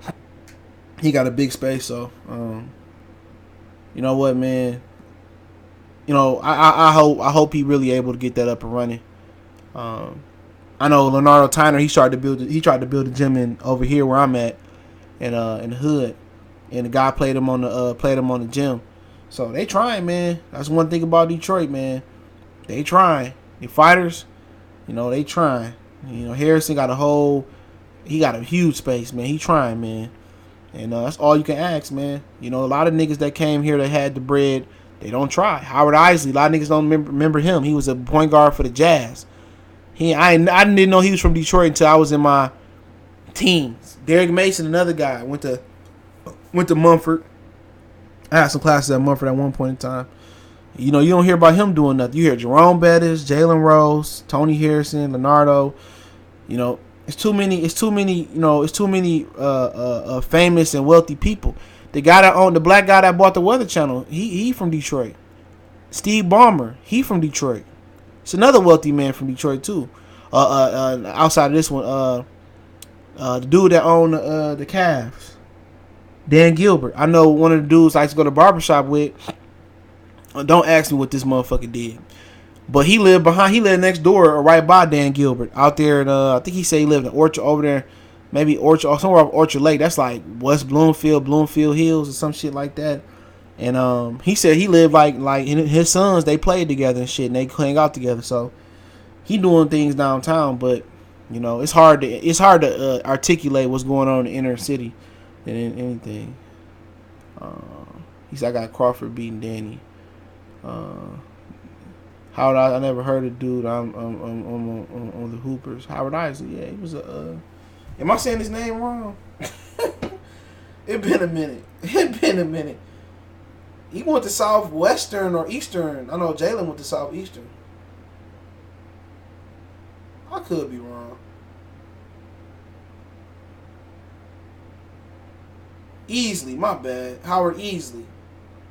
Yep, Howard Easley. Southwestern High School. I'll keep calling this nigga Isley. Easley. He played for the played for lots. I remember him playing for the Jazz and the Knicks. But he Minnesota Timberwolves, Spurs, whoever the Rockford Lightning was, Utah Jazz, Dallas Mavericks, Knicks, Suns, Jazz again, Clippers, and Nuggets. He started off in 94, 95, and then he ended in 2006 with the Denver Nuggets. And right now, he assistant coach for the University of Michigan. Yep, he went to Boston College. He was a second-round pick. Almost the last pick in the second round. So, yeah. 46 years old right now. Yeah, Howard Easley. I keep calling nigga Isley. Crazy. Easley. Damn. It's been a while. Chris Childs, Charlie Ward, Howard Easley, Bobby Phillips, David Wesley. All them guards kind of reminded me of myself. Reminded me of that. Just them type of guards. They reminded me of each other. I'm an NBA historian, bro. You know, you go back to Pistol Pete, Jerry West, Larry Bird, Magic, Ralph Sampson, Hakeem, who else? Bill Walton, Bill Russell, a lot of guys, man. I went back and watched a lot of them guys. Ed Thomas had some of the best handles I ever seen, probably the best handles I ever seen, because he didn't travel, he didn't carry. You know, he didn't carry. So, yeah. Yep. He ain't motherfucker didn't carry. Got any more questions, man? So, yeah, man. Yeah, I remember a lot of ball players, man. Especially throughout the 90s, man. Robert Traylor. God rest his soul. Glenn Rice. Another one. Glenn Big Dog Robinson. Juwan Howard. First man to have a $100 million contract. Antonio McDyess was super dope. People forget he was one of the best players in the league at the time. Point of View Boulevard, saluting the super chat. You know, you got any more boxing related questions, I'll answer them. But yeah, NBA was better. I don't care what people say. People, the old timers say, "Oh, today was great." Yeah, bullshit. Them niggas was scoring 120 points off 2-pointers and shit. They was scoring 122 points. They was scoring 120 points, and they weren't even taking half the threes. Jordan scored 63 points without a free throw. Like, I'm trying to tell y'all, man. I'm telling you from experience. I enjoyed the NBA experience in the 90s, you know, more than I enjoyed it at any other point in time. I did. I enjoyed the NBA in the 90s. Had they had League Pass, they could take my $300-$400 right now. I paid that in advance. Now, NFL in the 90s, it was a good product, but the NBA dominated. 90s ball. The NBA dominated. It was all day. You had the one little high school hoop show, Hang Time, and then you would have like other little shows come on, but Hang Time would come on, and then inside the NBA stuff with Ahmad Rashad would come on, and then you get the doom. See, it was different back then. You know, it was different because Saturdays and Sundays, when football, I can't remember football season, but Saturdays for sure, NBA came on all day, nigga. NBA came on all day. Yeah, I know about the Showtime Hoops Arcade. Yeah, man, we had that shit. We almost beat that shit. Then my cousin got mad because we was in the house too much. He was older than us. He pulled the plug. My cousin had no memory card in '64. Point of View Boulevard super chat again. But all day was basketball. Like it wasn't like oh, you get one basketball game on Sunday. No, Saturdays you had games on all day. It was NBA talk show, NBA television show, NBA talk show, and then you go into And all day on regular TV. It wasn't no cable shit. They had that shit on regular TV all fucking day, nigga. And then the football probably went off. Then they had it on Sunday. It was about two games on Sunday. It wasn't no just one game. It was double headers. Probably even had triple headers. Now NFL was tight back then too. Don't get me wrong, but NBA was dominant.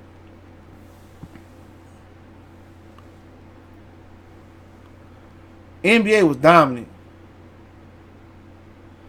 No, I ain't talked to him. He said he got another fight. I said that motherfucker got a job. That nigga be doing construction. Hopefully he come up and he ain't got to do that shit no more.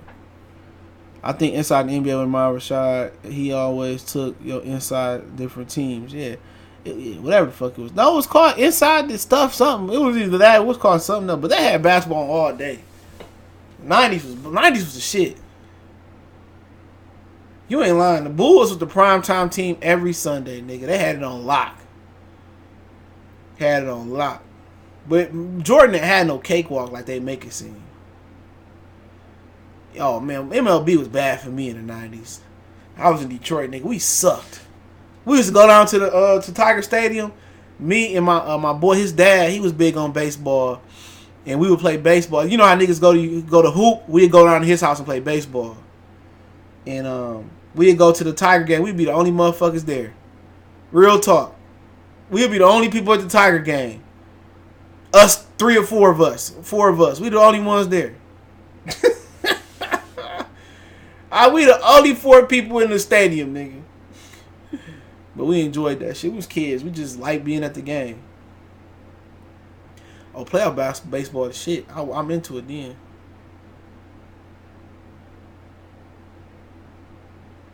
Yeah, man, that shit was crazy. Shit, basketball was bad in Detroit, but Grant Hill was our savior, though. You watched the Pistons game because of Grant. I watched all the Pistons games. It used to come on UPN back in the day. I watched all the Pistons games. You guys had Barry Sanders, though, man. Yeah, them games wasn't kid friendly, though. Going to the Silverdome, nigga, you might have got shanked. That's fighting that junk all the time. They had Grant Hill posters and Barry Sanders posters up. That's the only good thing of sports Detroit. Was the transition from the bad boys. The Lions ain't never held it down. I'm hoping that shit changed, but other than like 91 and then Barry had a bit. He was on the Hudson building, I believe, and I think Grant Hill was on one of them buildings when I was growing up too. But those was the two. But 90s football, Denver was Denver was a team that I used to root for. I was a Lion fan, but when it came to like playoffs, Denver was a team, and I used to love Chris Carter. Even though him and Brett Favre, even though they used to kill us in the NFC Central Division, I used to love watching them guys. Brett Favre was a dog. Brett Favre was a dog, man. I used to love me some Brett Favre, dog. I used to love Brett Favre. That white boy could play. Especially when he had Sterling Sharp early on. But we had some teams. We had Herman. I was mad when they got rid of Eric Kramer. A fool knew not to get rid of him. Who else? Porsche, Luther Ellis, Johnny Morton. We just Brett Petaway. He was Petterman. He was from Miami, I think. Was he? I don't know what Petterman was. Was he from Miami? Yeah. Y'all, but y'all niggas be talking shit like y'all grew up with teams. Like y'all niggas picked y'all teams because y'all liked them. Y'all picked y'all teams because y'all liked them. Oh, they won a Super Bowl the year I was born, or my daddy was a Packer fan, or man, y'all niggas ain't pick y'all team. Like my team was homebred, nigga. Like my team was the team I've been with since I was born. Yeah, Mel Gray. My team was what I was since I was born, nigga. No switching. One day y'all niggas Broncos fans, and one day you niggas Seahawks fans, and then another. Y'all don't know no lineage about y'all teams no more. None. I don't know who one year y'all a Panther fan. Next year y'all an Alabama fan. Then y'all a Florida Gator fan. Then y'all a Boston College fan. Like, dude, I've been with my team since forever. New Orleans didn't have no fans when I was growing up. That's what we can establish. New Orleans didn't have no fans. Y'all was the stanky ain'ts. They left the S out your name because the S ain't in you. The Saints ain't have a fan out there. Wasn't a Saints jersey in New Orleans to be bought, let alone in Jersey, New York, Detroit. I ain't never met a Saints fan in the 90s, and I traveled. Never as a kid. I ain't never met a little kid mama. They came out with the all black Jordans or some shit, the Barclays, and I ain't never seen the kid mama put a Saints jersey on them. I ain't never seen it in the 90s. The first time I started noticing the Saints as a kid, real talk, is when they had Aaron Brooks or Deuce McAllister. Was it Staley or had McAllister, Horn? You know what I'm saying? When they had Aaron Brooks is the only time I remember the New Orleans Saints. The 90s, y'all was the Aints.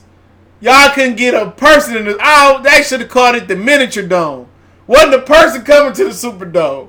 Maybe for Kurt Cobain concert before he died, or maybe they was coming for whatever concert. They wasn't coming for the Saints. It wasn't a Superdome when the Saints was playing. All that the Saints come marching in. They wasn't marching on Sundays in the 90s. Them Saints was asleep. Man, Super Bowl, man. You was hard pressed. It was hard pressed to get a primetime Saints game in the 90s on your television screen. They was never the game of the week. Aaron Brooks like Michael Vick cousin, something like that I heard. But man, y'all wasn't nothing, man. Nothing. I ain't gonna, man, impossible. Lil Wayne told me I'm a Green Bay Packer fan. No, that was they got Ricky Williams in like what? Was it 99? 2000? Oh man, Ricky was my guy. I wasn't a Longhorn fan, but I stayed and watched Ricky Williams. They traded a lot to get him. They was relevant because of Ricky Williams, but they ain't win a hell of a lot of shit. Mike Dicker was the coach.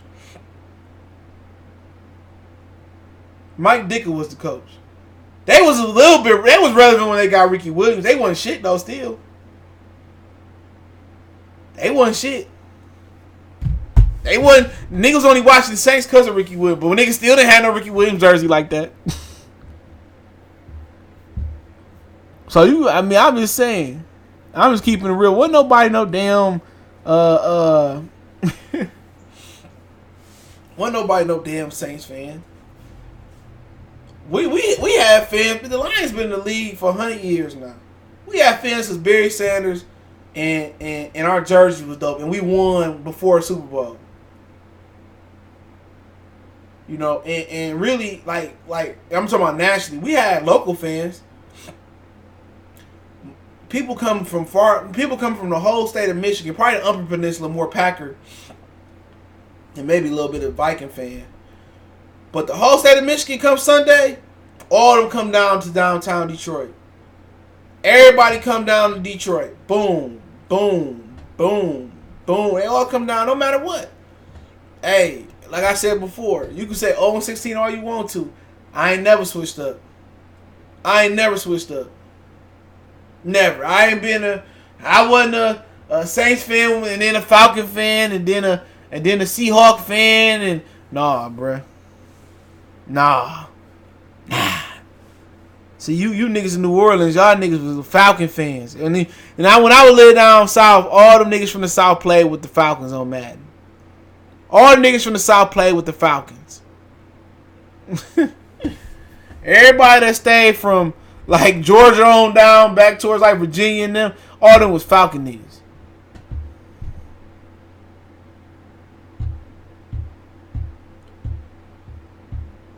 He said Lions would be the Saints too if it wasn't for the history of Barry. Yep. Hey, we wasn't though. They don't get mad at me. They had their Barry Sanders. They had Ricky. They gave up the whole draft for Ricky Williams. What happened? It ain't that easy, huh? Ricky spent like what? 3 seasons there and got the hell on? Ricky spent 3 seasons there and got the hell on? Y'all traded y'all whole life away for Ricky. What's next for Maidana? He almost beat Floyd. He said he want to fight Pacquiao if he coming back. If he don't get Pacquiao, he ain't coming back. That was because of Michael Vick was on there. Nigga, man. Yeah. Dollar X said NO dudes was doing the dirty bird.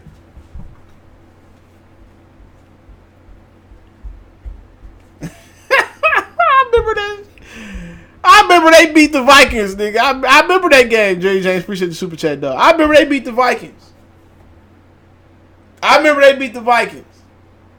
And they weren't supposed to beat the Vikings. That was like 99 or some shit like that. And I'm mad because Vikings only lost one game that year. That was like Randy Moss rookie year. And Jamal Anderson. Man, Denver Broncos gave them a shot of NyQuil, bro. It wasn't even close. And Ray Buchanan was talking shit about Shannon Sharp. That was perhaps one of the worst Super Bowls of all time. They got spanked. Like that's like the Vikings should have been in that Super Bowl. That would have been an iconic Super Bowl. But was it Gary or Morton Anderson missed that kick? Anybody that was a sports fan, even as long as you ain't got no disease, you'll never forget that. You would never forget that. I almost cried when they lost. I knew we was gonna have a good Super Bowl. And I want to say that was the late game. I think the Denver Broncos had beat somebody in the AFC Championship. Might have been the Steelers or something. And I believe I could be wrong. Minnesota and Atlanta was the late game. That might have been the first game, but oh man, that was the worst thing. Scott Chandler was the quarterback. That was the worst thing that could have happened in sports. Because that Super Bowl was terrible. They gave them the business. Jerry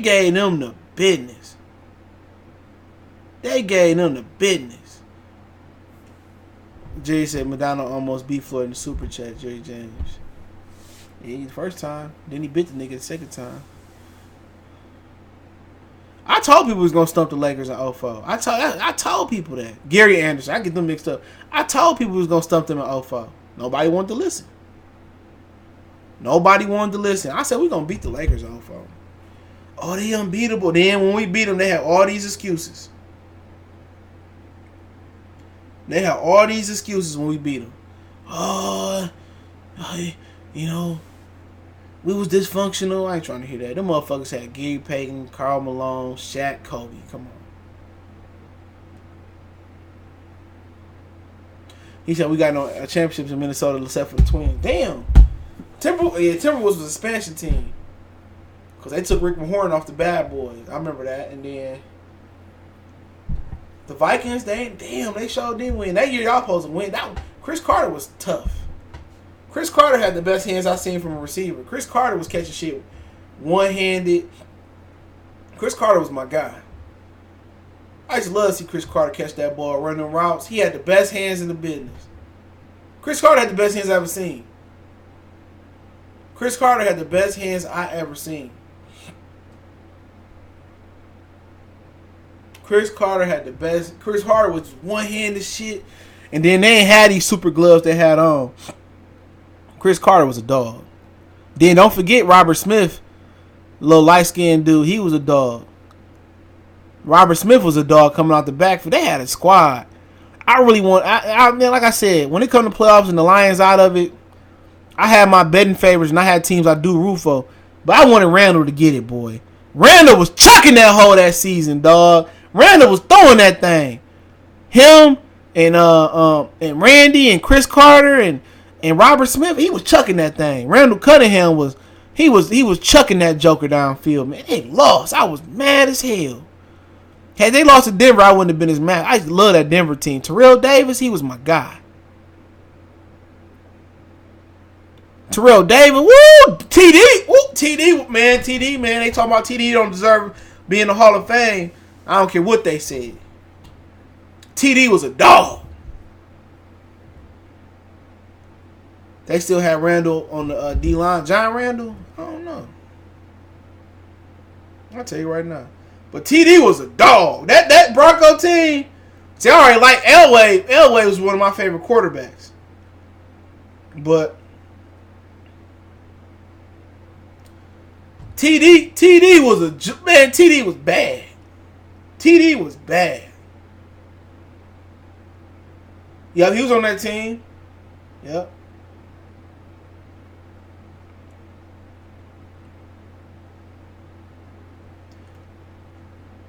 I know this nigga in the Hall of Fame. Yeah, he in the Hall of Fame. I said he better be in the Hall of Fame.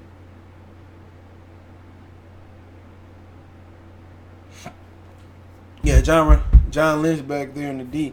Yep. Antonio Atwater was it? Ed McCaffrey and Rod Smith and receivers. Shannon Sharp on tight end. Oh, TD. When they got TD, it was over with. Because remember, John Elway went to 3 Super Bowls. People forget that. Before he won the 2, he lost 3.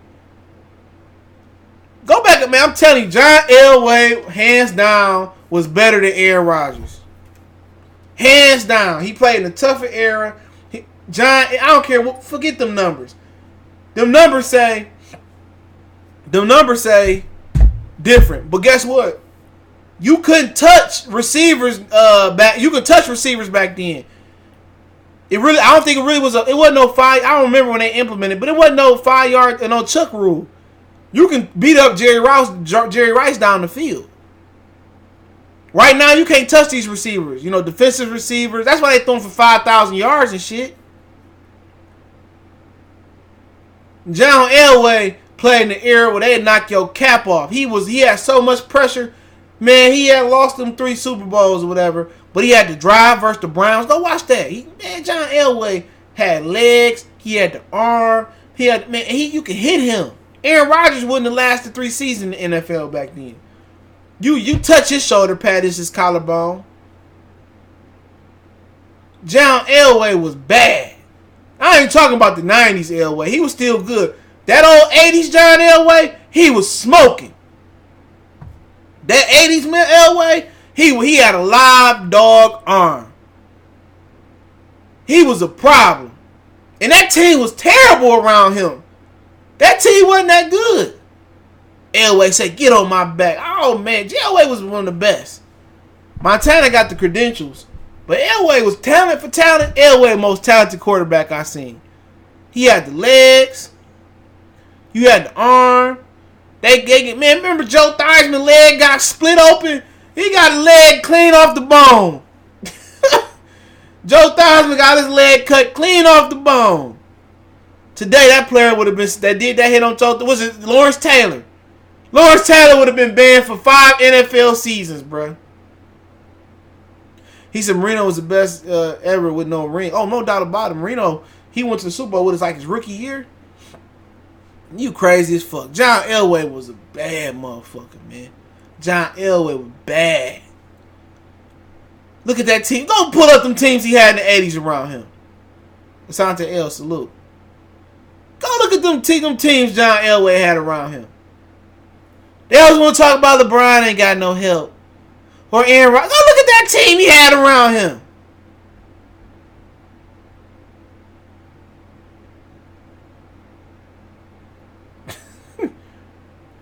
Man, you guys remember when Gordon Hayward split his leg open? Yeah. Go look at that team. Elway was bad. That motherfucker had the cannon. He had the cannon. He had the legs too. Doop!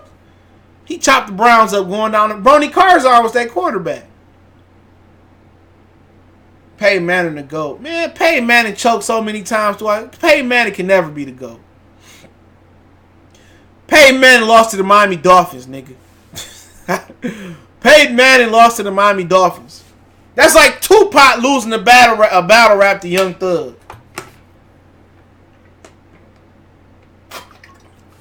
Then he lost to the Pittsburgh Steelers. Jerome Bettis fumbled the ball to him. Peyton Manning had so many shortcomings in the playoffs. And he had a squad around him. But they always, he didn't have enough defense. But every time it came to the playoffs, he was choking. Every time, he was choking. Everything had to go right. Defensively, special teams, or offensively. Just to get the little 2 rings he got. Especially the one. Tom Brady was known for putting him over his leg. Wakaka.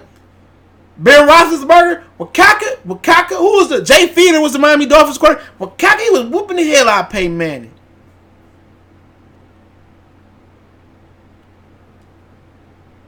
Man, Peyton Manning perhaps the most overrated quarterback I've ever seen. Every time it came to the playoffs, he was LeBron James, bro. He was young LeBron James. Every time it came to the playoffs,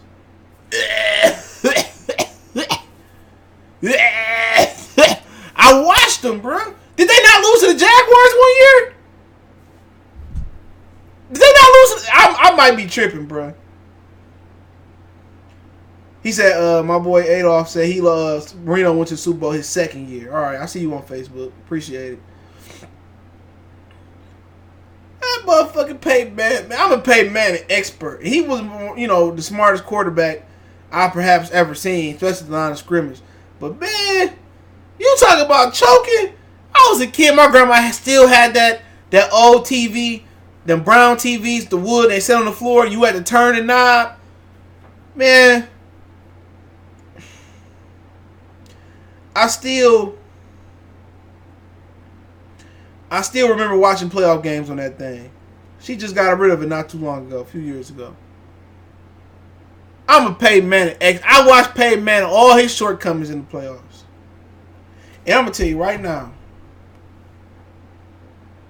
No, they ain't lose to the Jags. Hold on. I could be wrong. Hold on.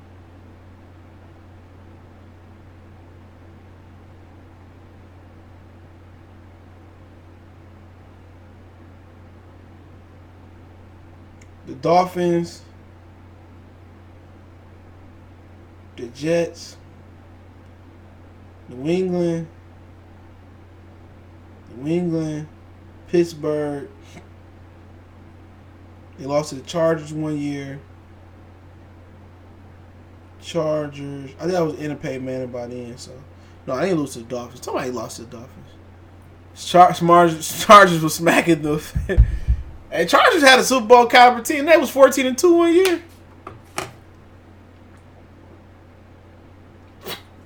That's 14-2 1 year. I remember Peyton Manning threw 3 picks to Cromartie. With the static shot. Yeah, hell yeah. I had, man, she had that, man. She just not got rid of that shit. That shit was crazy. That shit was crazy, man. But yeah, I'm Peyton Manning expert, bro. I'm Peyton Manning expert. For real, man. That motherfucker ain't to go. He in there somewhere. He in the top 10 somewhere, top 5. If I had to give you a top 5, just based off overall, it would be Joe Montana, Tom Brady, Elway. Joe Montana, Tom Brady, Elway. I'll go Peyton 4. And 5, just maybe Marino just off ability. I could be missing somebody. Yeah, the Jag team you mentioned was dope. Fred Taylor, Jimmy, what was old boy name? The receiver, Jimmy, him and Keenan McCardell and Jimmy Smith, was it? And Mark Brunell left. Mark Brunell, see, a lot of kids just think Mark Brunell was that old motherfucker that backed up for Mark Sanchez. Mark Brunell in his heyday. Mark Brunell was another underrated dude. Mark Brunell had some legs, and Mark Brunell could throw that joker. Mark Brunell was a good quarterback. Steve McNair was another one. LT or Reggie White. That's a tough one. I'm gonna go with LT. LT perhaps maybe the greatest defensive player of all time, but Reggie White right there, he was up there. Reggie White was bad. Reggie White was bad. They could have had Reggie White and LT on the same team, but they passed it up. That was crazy. You ain't lying. Jamarcus Russell's like a supersized Jeezy. They got some good underrated quarterbacks, man. Remember Kerry Collins? He dropped the N-bomb in Carolina, and he went up to New York and made it to the Super Bowl. And then, Ray Lewis got to come up against for the black community, and they beat the hell out of him in the Super Bowl. Cordell Stewart had Neil O'Donnell had some time. Did he make the Super Bowl with the Steelers? I think. Cordell Stewart was alright. He wasn't shit special. Randall Cunningham, he had to early on. He just didn't know how to slide and protect himself. Just trying to think of random quarterbacks that was through the 90s or 2000s. Culpepper was straight until he injured himself. Eric Kramer was another straight quarterback we had in Detroit. We let him go for whatever time. Do you watch soccer sometime? No, I just can't get into it. I had to go to a game to get into it. That's how it is with baseball. If it ain't the playoff time, I got to go to a game to get into it. Who else you had? McNair. Shit, Joe Flacco could have had 2 Super Bowls. Warren Moon, yep. Warren Moon was perhaps one of the baddest to do it. Steve Young was pretty good. But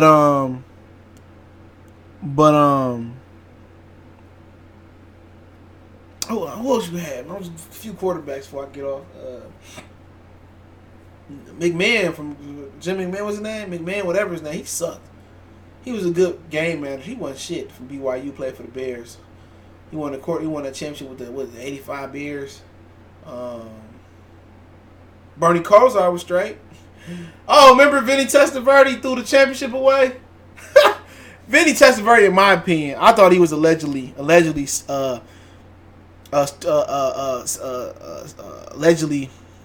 what you call it? He was allegedly skimming points. You know, I think he was Kurt Warner, but Testaverde for that Miami Bowl game, the championship versus Penn State, he was definitely working with the mob, bro. Vinny Testaverde single-handedly threw that Miami championship away. I'd never allow him back on campus. For real. He was shaving points, in my opinion, allegedly. Boomer Esiason, he was all right.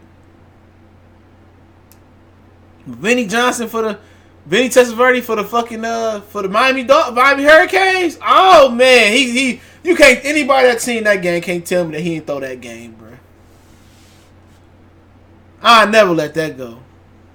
He threw that game, bro. He threw it. That shit crazy. But let me get off, man. I appreciate it, man. I say I'm gonna be back on for the fights. I'll be doing some. I might go live for the fights. I might not. He said he got 2 rings with 2 different teams though, Peyton. He said McNabb. Yeah, McNabb was a little McBitch. He said Elvis Gerber. He was a University of Michigan quarterback. What you talking about with Kansas City? The Patriots got to give versus Oakland Raiders. I ain't trying to hear it. Rich Gannon was straight. Rich Gannon could have had a Super Bowl if it wasn't for the tuck rule, but that's another conversation for another day. Another conversation for another day. You niggas get to talk about the tuck rule. We'll be on here for another 2 hours, but I'm gone, man.